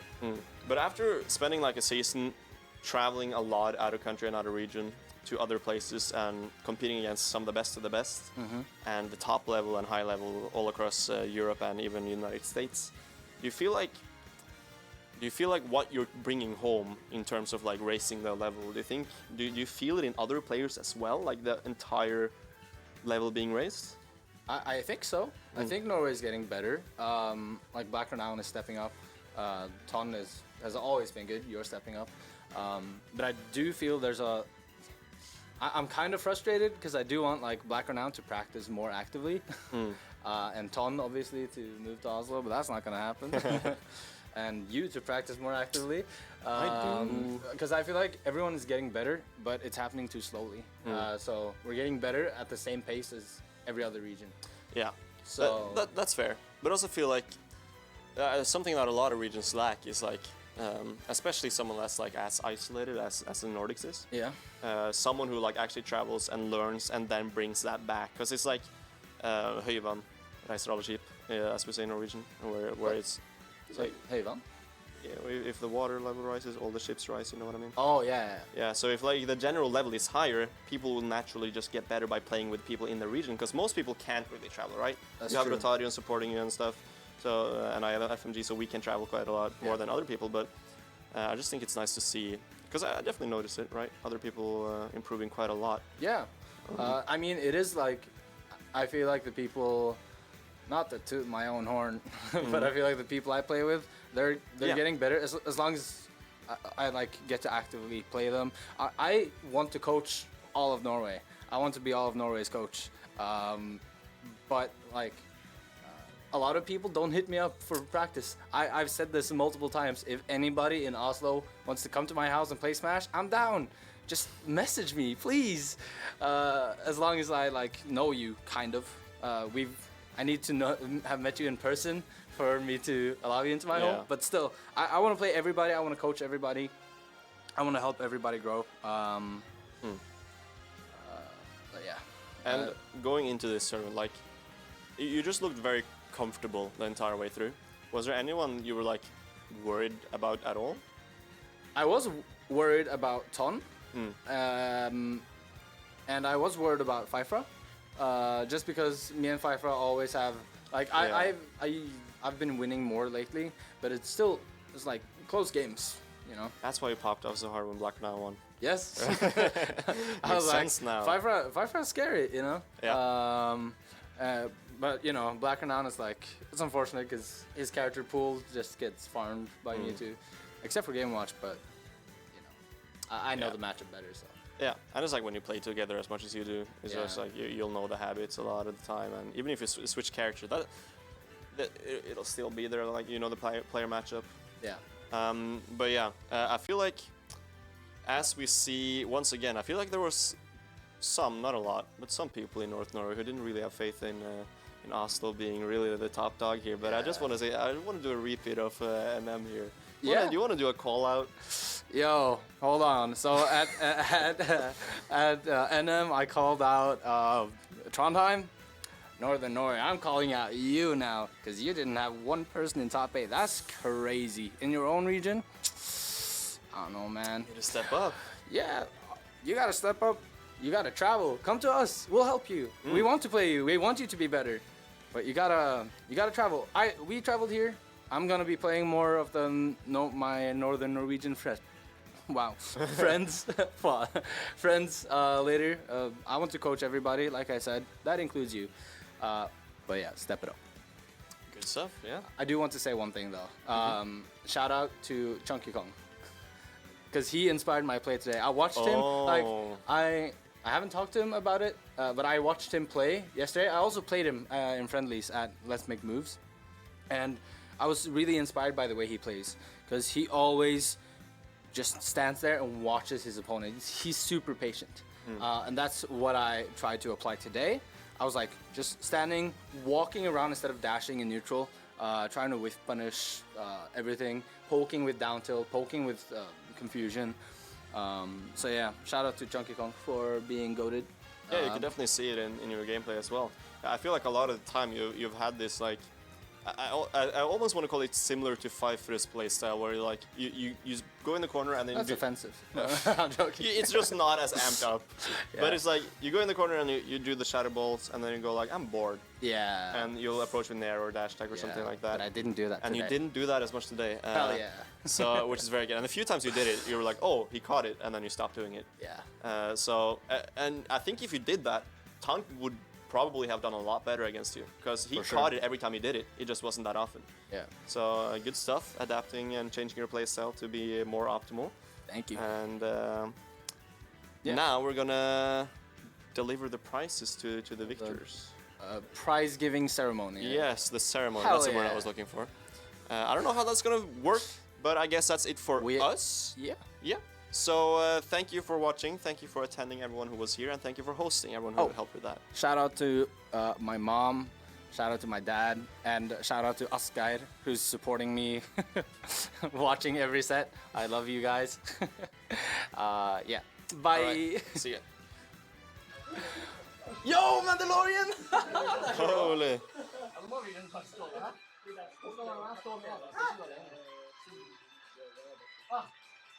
Ja.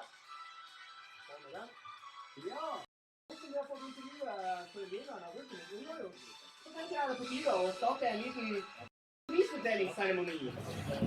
Så da tenker jeg at den som jeg tar og annonserer, han kommer opp og stiller seg ved siden av vår fantastiske cosplayer. Og så vil vi gi dem deres pokal og gratulere dem med deres seier. Så er det bare å gå ned deretter. Så jeg tror at vi starter med Street Fighter 2. Førsteplassen for den er han Ano. Kan vi få en applaus for Ano? Ut av ingenting. Ja, det er veldig bra. Nydelig trofé for han. Første gangen, jeg tror det er første gangen han har vært med i en Street Fighter 2-turnering, og likevel så går det så bra. Det virker som at han har en liten byggende karriere når vi spør meg. Mange takk han, og kjempebra spilt. Bare gå ned. Neste på lista, det er Guilty Gear Strive med førsteplassen gående til Maria.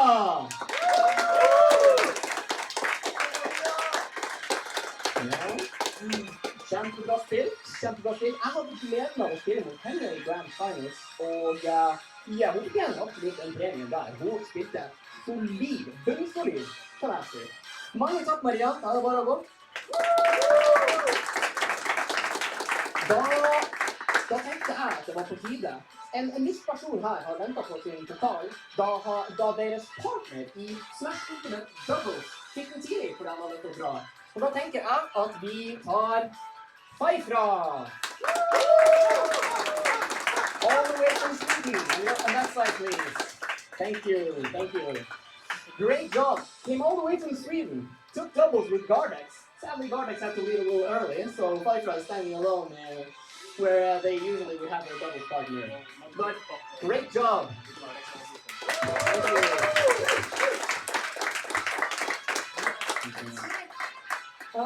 For the next one, we saw them in Grand Finals of Ultimate. Sad to say, did not clutch it in Ultimate, but the proud winner of Street Fighter 6. Can we get Tom up on stage? Let's go, boy. Loved by all, appreciated by all. Number 1 in Street Fighter 6. Fantastic work.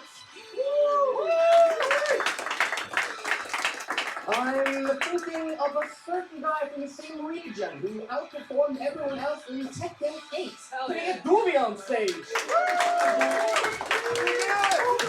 Beautiful. Quite impressive as well. Thank you. Whoa, that happens.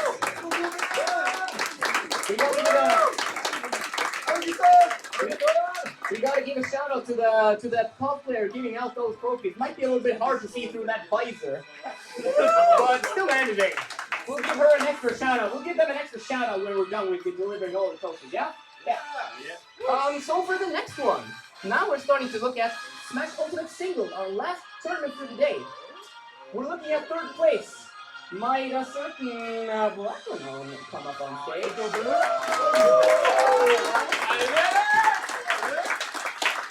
Low-tier hero of the 3rd place, showing that there's still more to be done with the character, even if they might be a bit subpar. We saw him play Game Watch. The point I was referring to is Villager, his iconic, recognizable Villager. For 2nd place, coming back up again for Street Fighter 6. Tom yet again.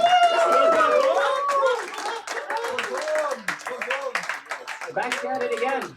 Training games, taking names. And last, but certainly not least, not talking prize pool, not talking competitors, and certainly not talking grand finals, may we please have Anvil back on stage.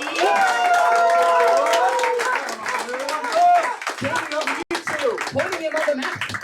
Beautiful work. Thank you. Well done. Yeah, great. Get a pic with the cosplayer, absolutely. So, we've had a lot of great competitors, but it's not only been competitors up on the stage.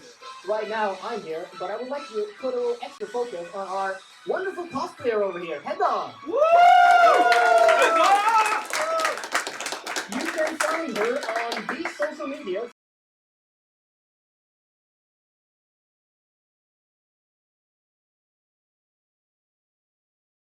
She's known as head.cos for cosplay. Head.cos. I want to give a big thank you to her. Thank you. Thank you for showing up. Thank you for coming. And beautiful cosplay. And to end it all off, we got a lot of competitors, some cosplayers, you name it, tech.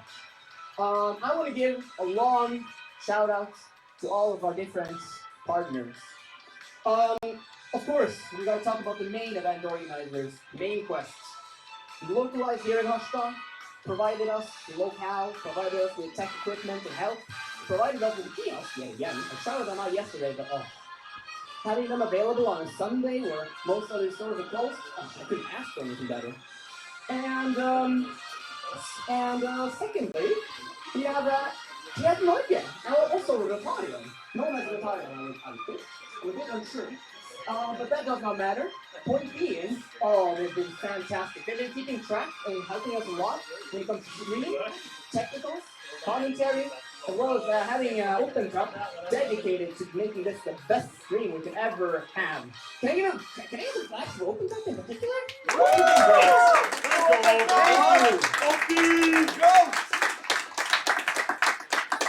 When they got asked, they had a little statement that they came with, and I would just like to read it out to you guys. Vi en del organisasjon som jobber for å fremme og utvikle datakultur som et verktøy for positiv samfunnsendring. Deres visjon, vår visjon, er å skape en verden der spill, e-sport og digital kreativitet blir anerkjent som verdifulle ressurser for utdanning, inkludering, kultur og personlig utvikling. Vi veldig takknemlige for å bli inkludert i deres visjon. Derfor den på min plass, naturligvis. Neste på lista, hvor mange sponsorer for det har vært utrolig på mange folk. Det har gjort at vi har vært i stand til å ruste opp de store potter, føre til at folk fra Sør-Norge kommer hele veien opp hit. Hålogaland må jeg jo selvsagt nevne. De gjorde jo langt mer enn å bare komme med potten. De har vært hekta med riggingen som har foregått nå. De holder årlig et land, Hålogaland. For 13-åringer opp med e-sportsturneringer, hackekonkurranse. Jeg liker å si om det er jo først. Og så tilbyr også god stemning med neste plass. Tusen takk for Rogaland. Og så går vi over til våre sponsorer og samarbeidspartnere, de som har chippet inn med penger og premier like så. Den første på lista, Sparebank 1 Nord-Norge, vi kjenner dem alle sammen. Det er jo den store banken. Det er den store. Mange takk! De sponser oss med hele 60 000 kroner gjennom samfunnsløftet. Og bare for de som vet det, dette samfunnsløftet er noe som kan søkes om for både store og små prosjekter i Nord-Norge. Og kan finne ut mer om det på nettsiden deres. De er supertakknemlige. Sparebank 1 Nord-Norge for støtten deres. Tusen takk! Likeså, Power Harstad sponset oss med premier i alle side-eventsene. Det var noe som gjorde meg veldig glad, for jeg var en side-event-turneringsdeltaker i denne turneringen definitivt. Det var godt å se at potter ble også lagt i dem. Ofte så side-event litt sånn utelagt. Jeg ble veldig glad for å se det. Tusen takk til Power Harstad! Så moving on, Rema 1000 Harstad sponset oss faktisk. De tilbyr gratis pizza til alle deltakerne på lørdag, og de er en av de leverandørene til kiosken som gjorde at de kunne holde åpent. Tusen takk! Neste på lista, Sparebank 68 Nord. 17 000 kroner bidrag til utstyr, og til premier like så. Takk til dem. Ikke bekymre dere, alle dere som er litt le av å klappe. Vi er halvvis nå. Nordkraft. De har bidratt med en god del midler til oss. Utstyr, midler, penger som vi kan kjøpe utstyr, samt utstyr i seg selv. De er et norsk kraftselskap, altså elektrisitet naturligvis, med base i Narvik, så den måtte vel kanskje også reise litt mat, men ikke. Kjernevirksomheten deres er produksjon av bærekraftig og miljøvennlig elektrisk kraft. Så tusen takk til Nordkraft! Så med Nordkraft så merker vi jo at det beveger seg litt ut av Harstad og inn i Narvik. Likeså de 3 siste shoutoutsene jeg blir å gi, det er til organisasjoner som er fra Nord-Norge her, som har reist fra Sortland, fra Tromsø, fra fra Narvik like så. Hele veien opp hit til Harstad for å hjelpe litt til, for å delta. Tegia, først av alt, Tegia. De bidro med hele 5000 kroner i premiepotten. Fantastiske greier. De er en spillforening i Narvik, basert på akkurat dette her med spill, ikke sant? Med variasjon og med competitions. En god del av spillere som jeg vet om som er fra Narvik-området, den er Tegia. Jeg gir en shout til Kloon som proudly rapper Tegia-logoen overalt hvor han går, og det er på grunn av han at jeg vet hva Tegia er for noe. Tusen hjertelig takk til han. Nest siste også, heldigvis. Neste er Sortland e-sportslag, også kjent som SEL på kortelsen. De har kommet hele veien fra Sortland, hvilket... det er nok en tur. Mange timer ved kjøring, det. De bidro med 5000 i premiepotten, og de har lyst til å fortelle at de er i Sortland og setter opp turneringer, LAN, og like under navnet Smash-fabrikken. Kan jeg få en kjapp klapp for Sortland? Og sist, men ikke minst. Nå ble det personlig her, fordi at den siste i lista er ingen ringere enn Tromsø sin Tvibit, som brakte med oss produksjonsutstyr, og en viss kar, jeg vet ikke om dere har hørt om han heter Sebastian, tegner til Zixi. Han står på scenen nå. Jeg fikk æren av å bli sponset på denne turen her for å kunne hjelpe ut med casting, hjelpe ut med sceneverk og hjelpe ut med å få ting til å gå på skinner. Jeg er supertakknemlig. Ikke bare meg da. De har sponset transport til flere av Tromsø-spillerne. Jeg ser litt på dem i bakgrunnen nå. Jeg tror det blir litt mange å liste opp nå. Folk verker etter å bli ferdig med det, så jeg går rett videre. Tvibit er en Tromsø-basert hub for kultur og kreativ virksomhet. Vi driver med spill, vi driver med 3D-printing, vi driver med musikk, vi driver med ganske mye rart. Så hvis du er i Tromsø, ta og dropp innom Tvibit. Det finner mye rart der. Ellers så har de veldig mye bredde i virksomheten siktet mot ungdom. Man kan si så å si at Tvibit er Tromsø sitt ungdomshus likest at dette her er Harstad sitt. Så jeg blir en siste takk. Tusen takk Tvibit. Kan vi få en applaus for dem?